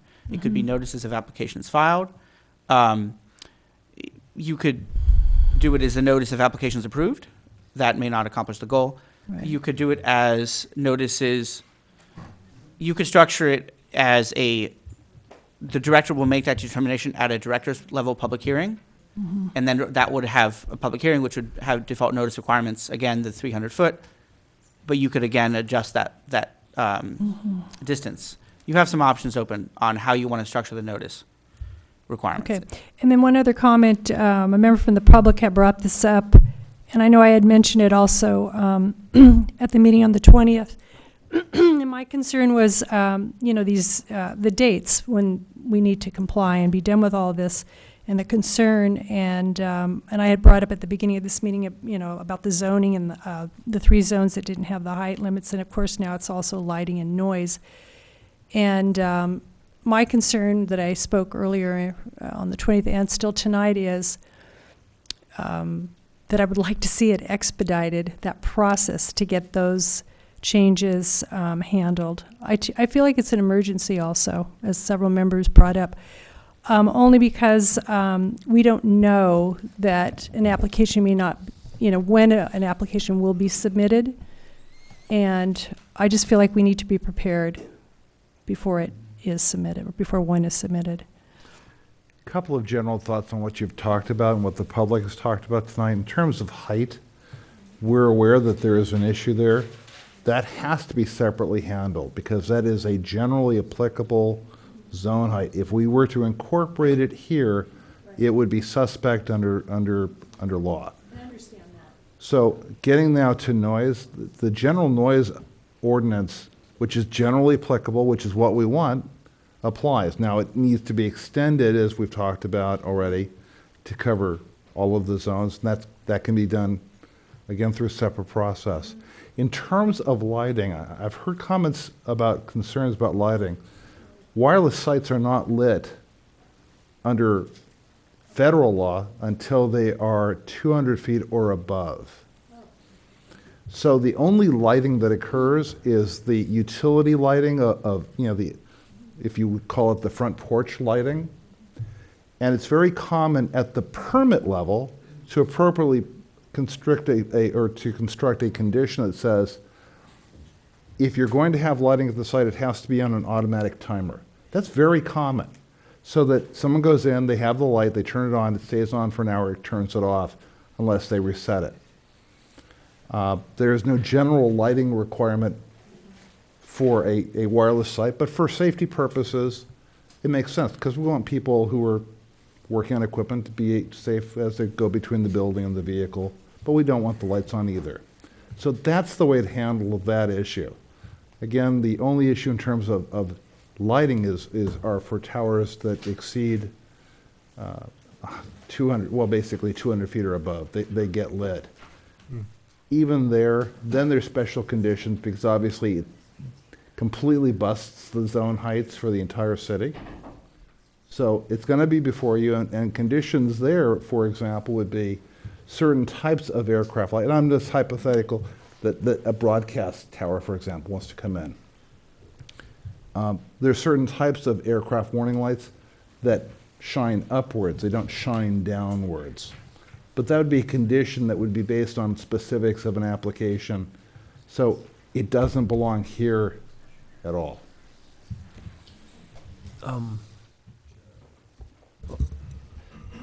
So I guess I'm wondering, maybe I'm just thinking out loud here. Would the first order of business be to determine if we want to postpone this for 5 days or if we want to push through this now? Is that what we? I think that's a good question to pose. Now, what prevents us from doing a continuation to our next planning commission meeting of this? We would suggest against that because the next planning commission meeting would be on February 18th. Right. Minimum 10 days notice to get the planning commission's recommendation to the council. So it wouldn't be able to be heard until the council meeting on March 10th. Then it has to have second reading at least 5 days later. That'd be the next council meeting on March 10 plus 2, 14, 24th. Mm-hmm. Then it takes effect 30 days later. That's April 24th. So That I guess is the about question 2 is, weeks what after the federal is the rules kick in. repercussions if we don't meet the April 9th deadline? The repercussions are that you could have applications that come in that have no effective code governing them. Just the default rules, and those rules don't currently comply with the FCC's infrastructure order. So it leaves us with an administrative gap, which gets resolved somehow. But then we're kind of just piloting the boat to go upstream on a particular application. It doesn't make sense to put all of us, and I'm talking about cumulatively all the people who are involved in processing permits from staff, commission, city council, in a position where we have a legislative gap like that. It just doesn't work. It's always easier to come back, frankly, and amend something once the rules are in place, as opposed to waiting to put something in place and leaving that gap where applications can come in and then we have to figure out how to deal with them, and they don't fall within any prescribed legislative process that protects the city. Okay. So I read somewhere in here that the amendment to the October FCC meeting became mandated February 8th. And then April 9th was the deadline for the shot clock or the 60-day turnaround. Did I get close to that or in understanding that? You want to explain Certainly the close. significance of the February 8th? The FCC's order on these issues made a couple of changes. One of the changes was a series of changes to NEPA, the National Environmental Preservation Act, Protection Act, and the National Historic Preservation Act. Those changes relating to exempting certain wireless facilities from any kind of NEPA review or any historic review took effect on February 8th. The Section 6409 changes that we're modifying this ordinance response to don't take effect until April 9th. And the shot clock changes take effect also on April 9th. Okay, so it's more than just the shot clock. Then. Yeah. Mm-hmm. Okay. And they, for whatever reason, split it up that way. But at least it gave us a little bit of time from that January 8th publication date of the new regulations. Okay, thanks. I have some specific questions too, and would like to know how arbitrary the numbers are. Looking at what is the section here? It's the conditional use permit 1014-050, subsection C, exception of facilities proposed based on proximity to residential uses. That's page 9 of 23 on my in my packet. And specifically, it gets down to a proposed facility in a less preferred location shall always be more preferred over a facility within 100 feet from a residential use. Where does that 100 feet, just doesn't seem like it's very much. I mean, if you had a residential area next to a commercial area zoning, and they want to, and they're 100 feet from that property, you're going to have a 35-foot tower, the potential for a 35-foot tower there. Where does that 100 feet come from? Is that arbitrary? Is this something that we can massage in terms of distance? The 100-foot number is within the commission's policy discretion. The 100-foot number here was included based on the city's previous ordinance and the previous policy decision made at that time. But this particular number isn't mandated to be an exact number by the Federal Communications Commission. However, in crafting the 100-foot or whatever number of feet exclusion, the commission does need to think about the reality that if, given where the residential zones are and whether that would create an area in which there would be no effective site, and would that then, does that area in which there's no effective availability to place a site, would that area be an area in which a carrier has a gap in service? And is that a significant gap in service? And if so, then they may be able to trump the 300 or 100 or even 1,000-foot requirement. But the onus is on the service provider at that point to provide the data and information to prove that there is a significant gap in effect. Yes. And we have within what I'm reading in here, we have the discretion to hire our own expertise to qualify or disqualify that sort of technical information. Right. We could review that information and quibble with their numbers as needed. And in addition, this exception isn't a prohibition on a facility, and I want to make this clear for the public and for the commission. This section isn't prohibiting a facility within 100 foot of a residential zone. It's merely dictating that it's a less preferred location. Right. Not that that doesn't mean one shouldn't quibble with the number, but it just to make sure everyone's clear on that point. It's a hierarchy. It's a hierarchy. And what it is it's the hierarchy is as laid out in the previous section, unless if something is within 100 foot of a residential zone, then you kick it one notch down. Mm-hmm. Or that could be 300 feet or whatnot. Right. And the language, there's the language that we've proposed in section 10.14.120 provides that safety valve where it's towards the end. If the applicant can make that showing and validate I'm it. sorry, where are you directing us to? The very end. Section 10.14.120, exception from standards. This language ensures that if an applicant does make a justified supported showing that there's a significant gap in coverage and that the proposed facility is the least intrusive means to close that gap, no matter where it's located, then the city has the ability to approve it and not violate the code, not violate the standards restriction. So that builds in that safety gap. And that's critical because it ensures that the ordinance is not vulnerable to a facial challenge. Another client I work for, the city of Calabasas, received just such a facial challenge on, among other things, these issues, where you have there, it's a 1,000-foot requirement from schools, parks, and homes. Mm-hmm. And the wireless company challenged that, and we were able to successfully defend the ordinance because we had a similar safety valve in place where we could show on a facial challenge, it doesn't violate the Telecommunications Act because if any particular application comes along that meets the fairly rigorous standard in the Ninth Circuit to be approved, then we can approve it. We don't, and that showing has to be made on a site-by-site basis. I think I got most of that, but it sounds to me that there is, within the context of the provision, argument, a justifiable argument to increase the size of this offset from 100 feet to, like you mentioned, they even went as far as 1,000 feet in Calabasas. Calabasas is a larger city. It's a big I city. would suggest I considering understand. in area. I'd suggest considering maybe 300. Mm-hmm.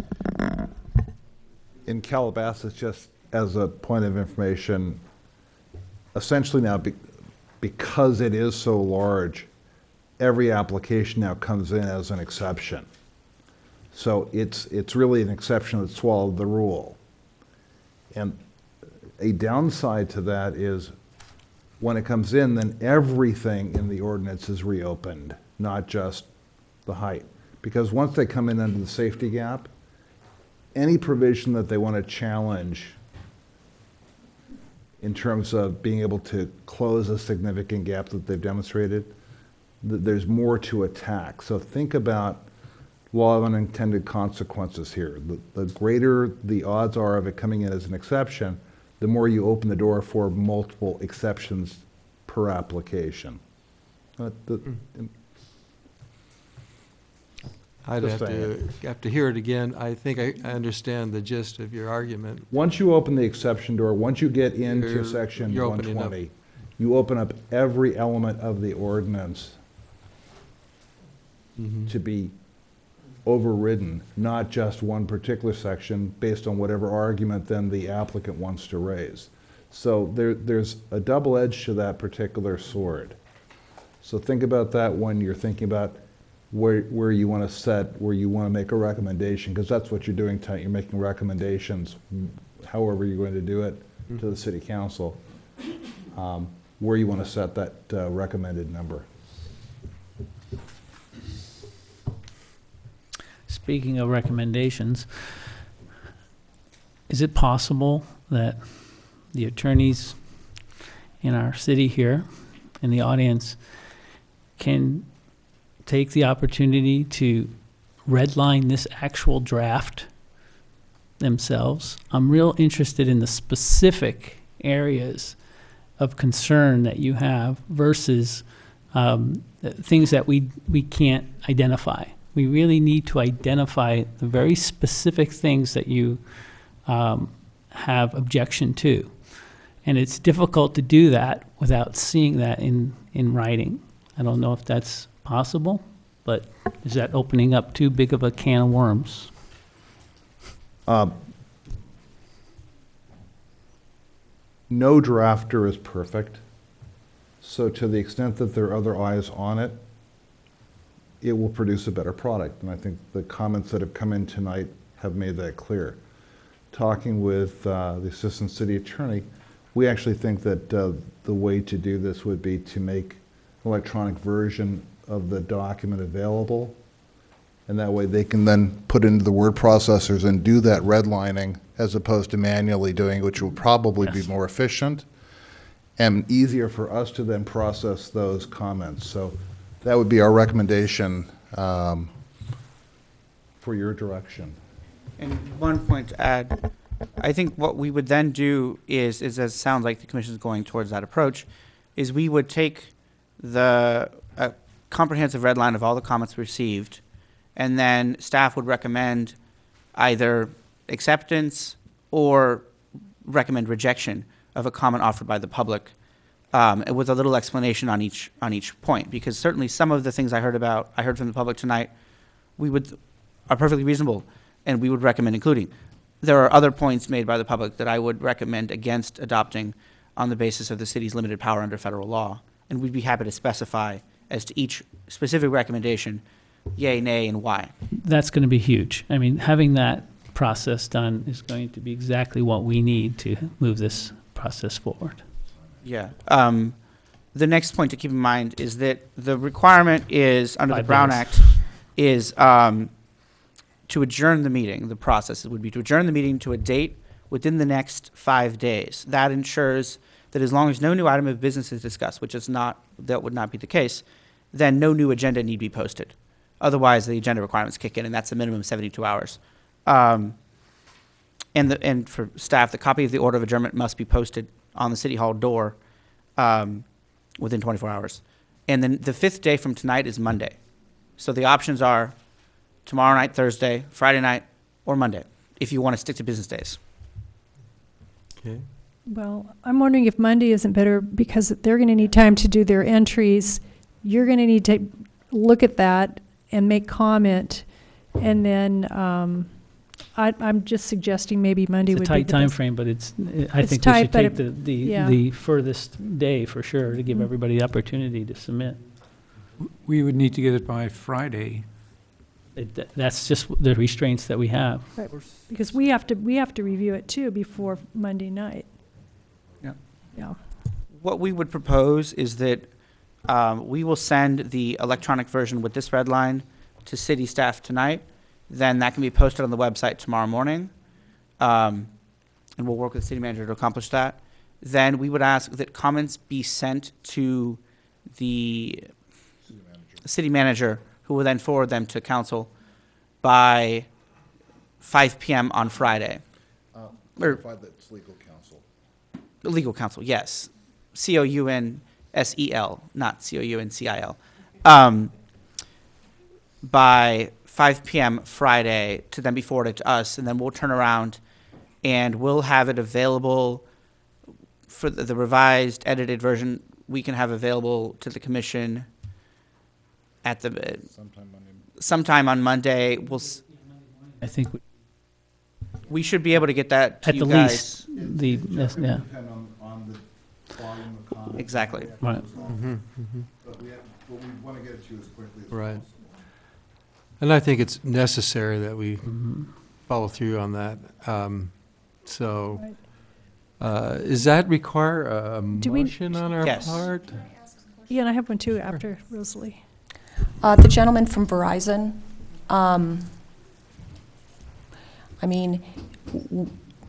we're obviously across, the audience and the wireless company's point of view are obviously at cross purposes.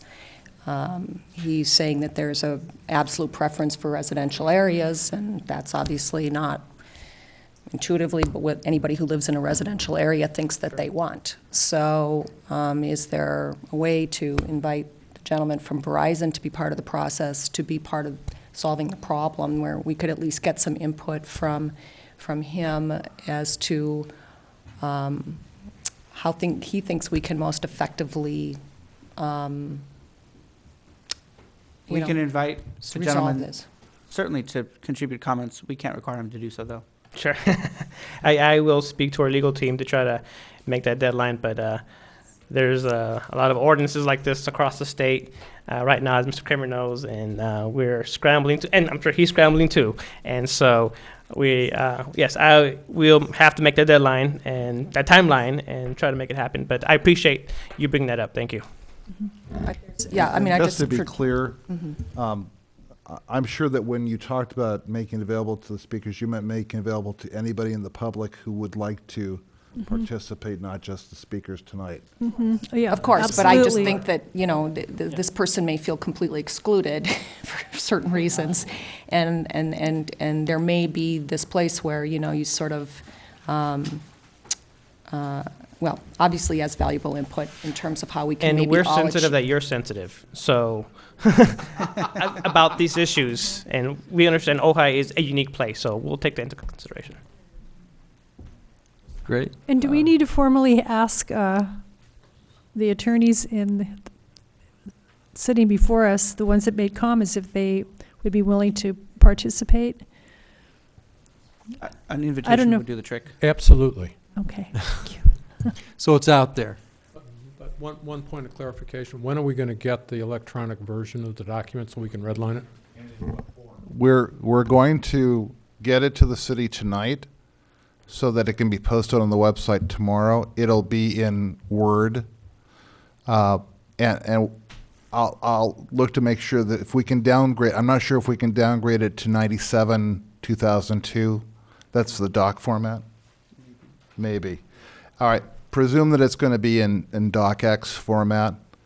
And if you need to downconvert it, we're just going to leave it to you. Look, the bottom line is we would really appreciate if you would do your editing and redlining in Word as opposed to taking it out to a third-party type of redline.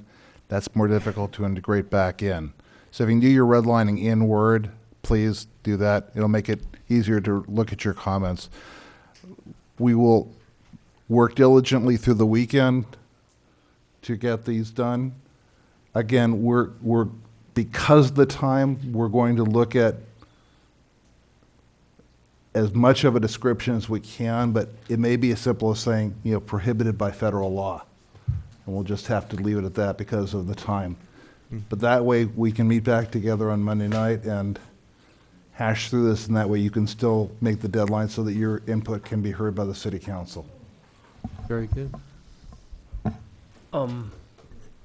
This just brings up one more point. I know we're trying to put this to bed so we can go to bed in a sense, but again, this is going to require an exorbitant amount of our city staff time, as will all subsequent applications. And I'm just wondering if we're going to touch on that in this or in the subsequent revisions, and who's paying for the staff time, and are we going to hire outside staff? But that's just a sidebar. Consideration. The current structure is built in that the applicants cover the cost in the application fees. But at the expense of other applicants in the city, as far as opportunity cost and time, but I think we can get into that on Monday. I will make it very clear tonight that the federal government has favored the wireless industry over all other applicants. Let there be no question about that. That is a federal commandment to us. So, yes, there are going to be issues where I expect projects will be pushed because a wireless carrier has a federal right that is superior to a lot of other people. And unfortunately, that's just the reality of federal law. Doesn't sound very nice, but that's the law. Considering the magnitude of the situation, Mac, I think it's appropriate to allocate the resources. I agree. Yeah. Okay. All right. I do have one more card from our council member, Randy Haney. Would you like to come up, No, Randy? I was just they're holding 5 up to make sure that you understood that you had 5 days to do all of this work in preparation, and Right. that's tight, that's all. It's very tight, and to think that we're going to come up with the perfect document which draft, has been indicated earlier, is maybe a little too high on the expectation list, but we can certainly strive for that, and we should, and well, we should. This is, after all, a living document. It's a process. It's something that it's going to go through metamorphosis, I'm sure, over time. So on that note, I think we then need to make a motion to, go ahead. You seem to have it together, Jay. I think we continue the meeting in, Motion to adjourn to Monday night at a certain time, say 6 p.m. a motion to adjourn the meeting till Monday night, 6 p.m. Do we need a roll call on that? And a second? Yes, a second and a roll call. Okay. I will I'll second the motion. Roll call. Was there another question? Yeah. Go ahead. Yeah. Does that mean that the entire meeting's adjourned, including directors' reports, city council reports? Good point. The clarification should be to the motion that it's adjourning item number 5. This specific item, right? Exactly. Make a And motion, that yeah. also makes it clear that the only thing to be discussed on Monday. Monday's meeting will be That's right. item 5, no other items. And During the the February timing of 9th. that meeting, 6 o'clock? PM. Okay, 6 o'clock, Monday, February 9th, February 9th. Roll call. and Vice Chair Nolan seconded. Yes, I did. Merck, No. Jagiello, Yes. Isabella, Yes. Nolan, Yes. Foster, Yes. Nicklin, Yes. Wojciechowski. Aye. Okay, until Monday, 6. I just want to say, I'm not going to be here Monday, but it's not for lack of interest. I'm going to be out of the country, but That's I'll be thinking of you. okay. Well, we appreciate your input, Mr. Miller. Thank you. Okay.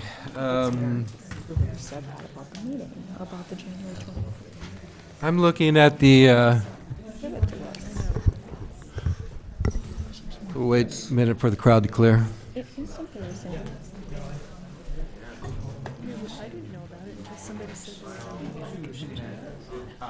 Clark at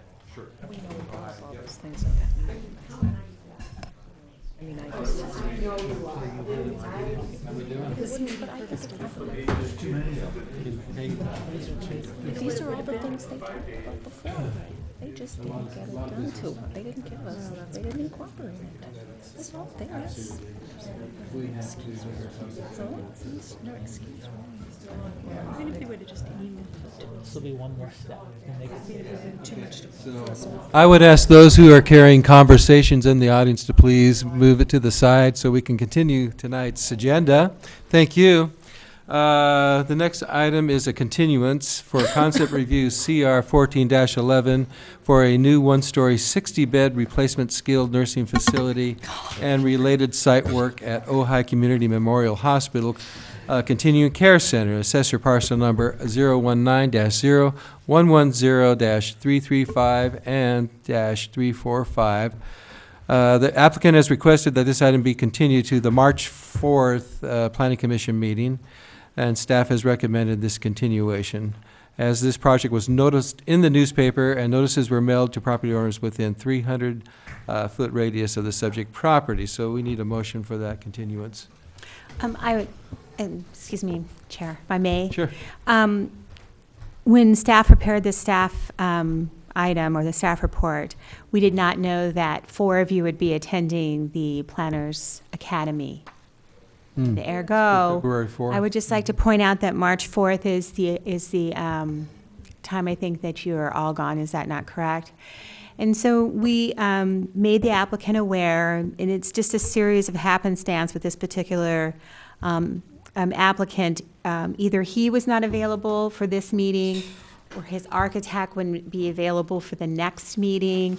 So March 4th was the first one that really, and so now we'll be asking him to go the 18th. And so, you know, the only other alternative would be to possibly have a special meeting. I mean, it is really just a concept review, not a public hearing at this time. So you could consider that if you wish to do something. But at this point, I think staff is, I believe staff made contact with him and let him know that that is putting him off quite a ways at this point in time. To the 18th, the same as Wild Academy. So I'm thinking our, Because we could cancel the March 4th and have the special meeting March 11th, would the room be the open? following Wednesday. okay. The to room make would be up open for the- that, this Yeah. room?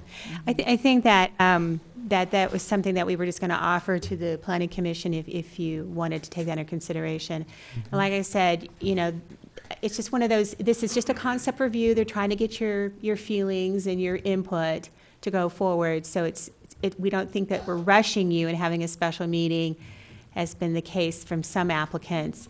They're going to come with a fully developed PowerPoint to present for you, and so for whatever it's worth, that's what they would be coming So forward with. I think it's up to the commissioners to decide whether or not we want to conduct a special meeting or wait till the 18th, yeah. Do we have any, Just so you know, I won't be here on the 18th. okay? I'm not available. And you will be here on the 11th? On the 11th, no, I will be gone in Egypt from the 6th to the 22nd. Okay. Well, we'd still have a quorum without Yeah. Chester. I'm just letting people know. Yeah. So I guess the question here, are we looking at the 4th or the 18th? Is that right? Did I get the date? 4th, Or everybody's the going 11th, in, yeah. 11th or the 18th. I'm gone both days. 11th would be special, 18th would be part of our normal. Keep it, rather keep it on the 18th personally. Okay, Yeah, the 18th. okay. 18th is our consensus here, so we'll, in our motion, reflect that. So does that mean we're not having a meeting on the 4th? That's right. That is right. We won't have a quorum. There will not be enough of you here. Well, with that said, I'm probably going to go to the planning commission Oh, the League of shindig Cities? down in Newport Beach. Great, yeah. Yeah. Well, I can leave I can go for 2 days. I'm not leaving until midnight on the 6th. I mean, It's a good thing. It's a very valuable program that the league was on. yeah. So I'll make a motion that we continue the concept review CR 14-11, as stated earlier, to a date certain, March 18th, 2015. Second? I'll second the motion. Roll call. Merck, Yes. Jagiello, Yes. Sabilla. Yes. Nolan. Yes. Foster. Yes. Nicklin. Yes. Wojciechowski. Aye. Right. March 18th it is then. At this point, we'll turn it over to staff for their list of duties. That would be director's I'm really tired. decisions. Are we still? I just like Mac's suggestion, we all go home, but director's decisions, there's just two, one a home occupation and another one for an address to be assigned. So that's pretty straightforward. And like I work with so many boards and commissions at this point, I cannot remember who I say what to. But I would just like to say that with director's exemptions, we are now notifying through the city manager to council when we're either approving them or denying them, and before the action actually takes place. So just to let you know that there's some changes in how we're doing things a little bit. And moving on now for the active code enforcement, you can see that, as you know, it goes up and down with volume. We're back to one page. And I would just like to just announce that I believe that we conducted interviews for the code compliance inspector the last couple of weeks, and I think we have someone, and that should be, he should be coming on board relatively quickly, and that seeing a difference in proactive code enforcement, as we say. And then finally, just we've changed a little bit how we're doing our project ready status. In a effort to try to let everyone know what we're working on, and for staff to know when things need to be done in our deadlines, and because we're working with so many boards and commissions, we now changed this project status report a little bit and said city council ready projects, so that you know that we're also, the same staff you see here tonight is also working on these reports, which is the landmark status for historic bookstore. Then you will be in the hierarchy, the next one down, which would be Planning Commission ready projects, which would be the bookstore, the DRP and the VAR for the bookstore, and then the concept review that we just talked about. And then the next hierarchy would be the Historic Preservation Commission Ready Project, which is we're taking a sign program for the museum to them.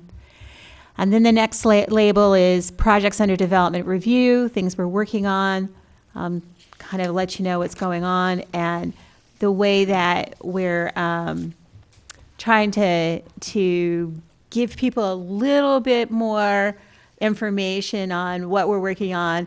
And I think you'll see this refining over the next couple of times that this comes forward, because we're trying to really differentiate between things that have just been submitted and under the mandated, state-mandated 30-day review, and those things in which are incomplete and we have indicated to the applicants what's needed, but they haven't returned. So it's because before, we saw the same things over and over and over again. Why are they not moving off the list? Because we're not getting things from the applicant. So along with that, we'll just like to make one note. I think I'm done with all my presentation, which is just that we're also going to be working on submittal handouts, or guidelines. As you know, we're not getting submittals that are really Planning Commission ready, as it happened tonight. And I would just like to say that, we're trying very hard to make sure that there are 7 commissioners. 3 plans do not split between 7 commissioners. And so we're going to change those and make it very clear to everybody that submitting 3 is not acceptable, that it has to be enough. At the very least, there should be 1 in the file for the public to come view, 1 that staff works on, and 7 for the commissioners. And if that means if we're going to have a city attorney here, then there's going to be 1 for them. So, we're talking about 10. We're not talking about 3. There's not 3 commissioners. So we're going to be working on that and getting that forward so that we don't have this idea of what's going on. So just wanted to make sure that you understood that I am aware that that is a problem. Right, yeah. The language and the current requirements is 2, right? For submittals to. For many years, as I understand it, it has been 3, with the understanding from the applicant that if they choose to submit 3 because they don't want to redo something, that is on the burden on them to bring 3 and then bring the rest in. It's not for staff to follow up with them. Okay, great. Councilmember Randy Haney. Good evening. It just sounded like more paper. It does, doesn't it? Yeah, I just wanted to thank you guys for, you did an outstanding job with the tennis academy.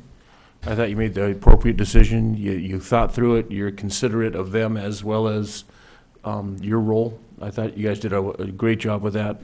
And this last issue is we all need a ton of education on it. And taking a slower pace to it and thinking it through and crossing I's or crossing T's and dotting I's is it's important. So subjecting yourself to a Monday evening meeting at 6 o'clock means I also have to subject myself, but it's important.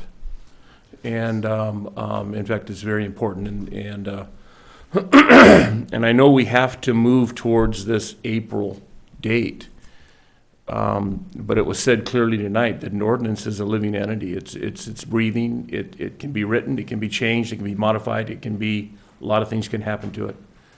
So let's take our time and let's do it right.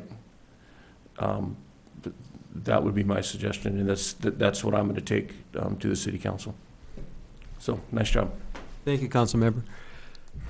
Anybody else? No, nothing else? I got a few more things to talk about. Okay. Just kidding. That's why we're here.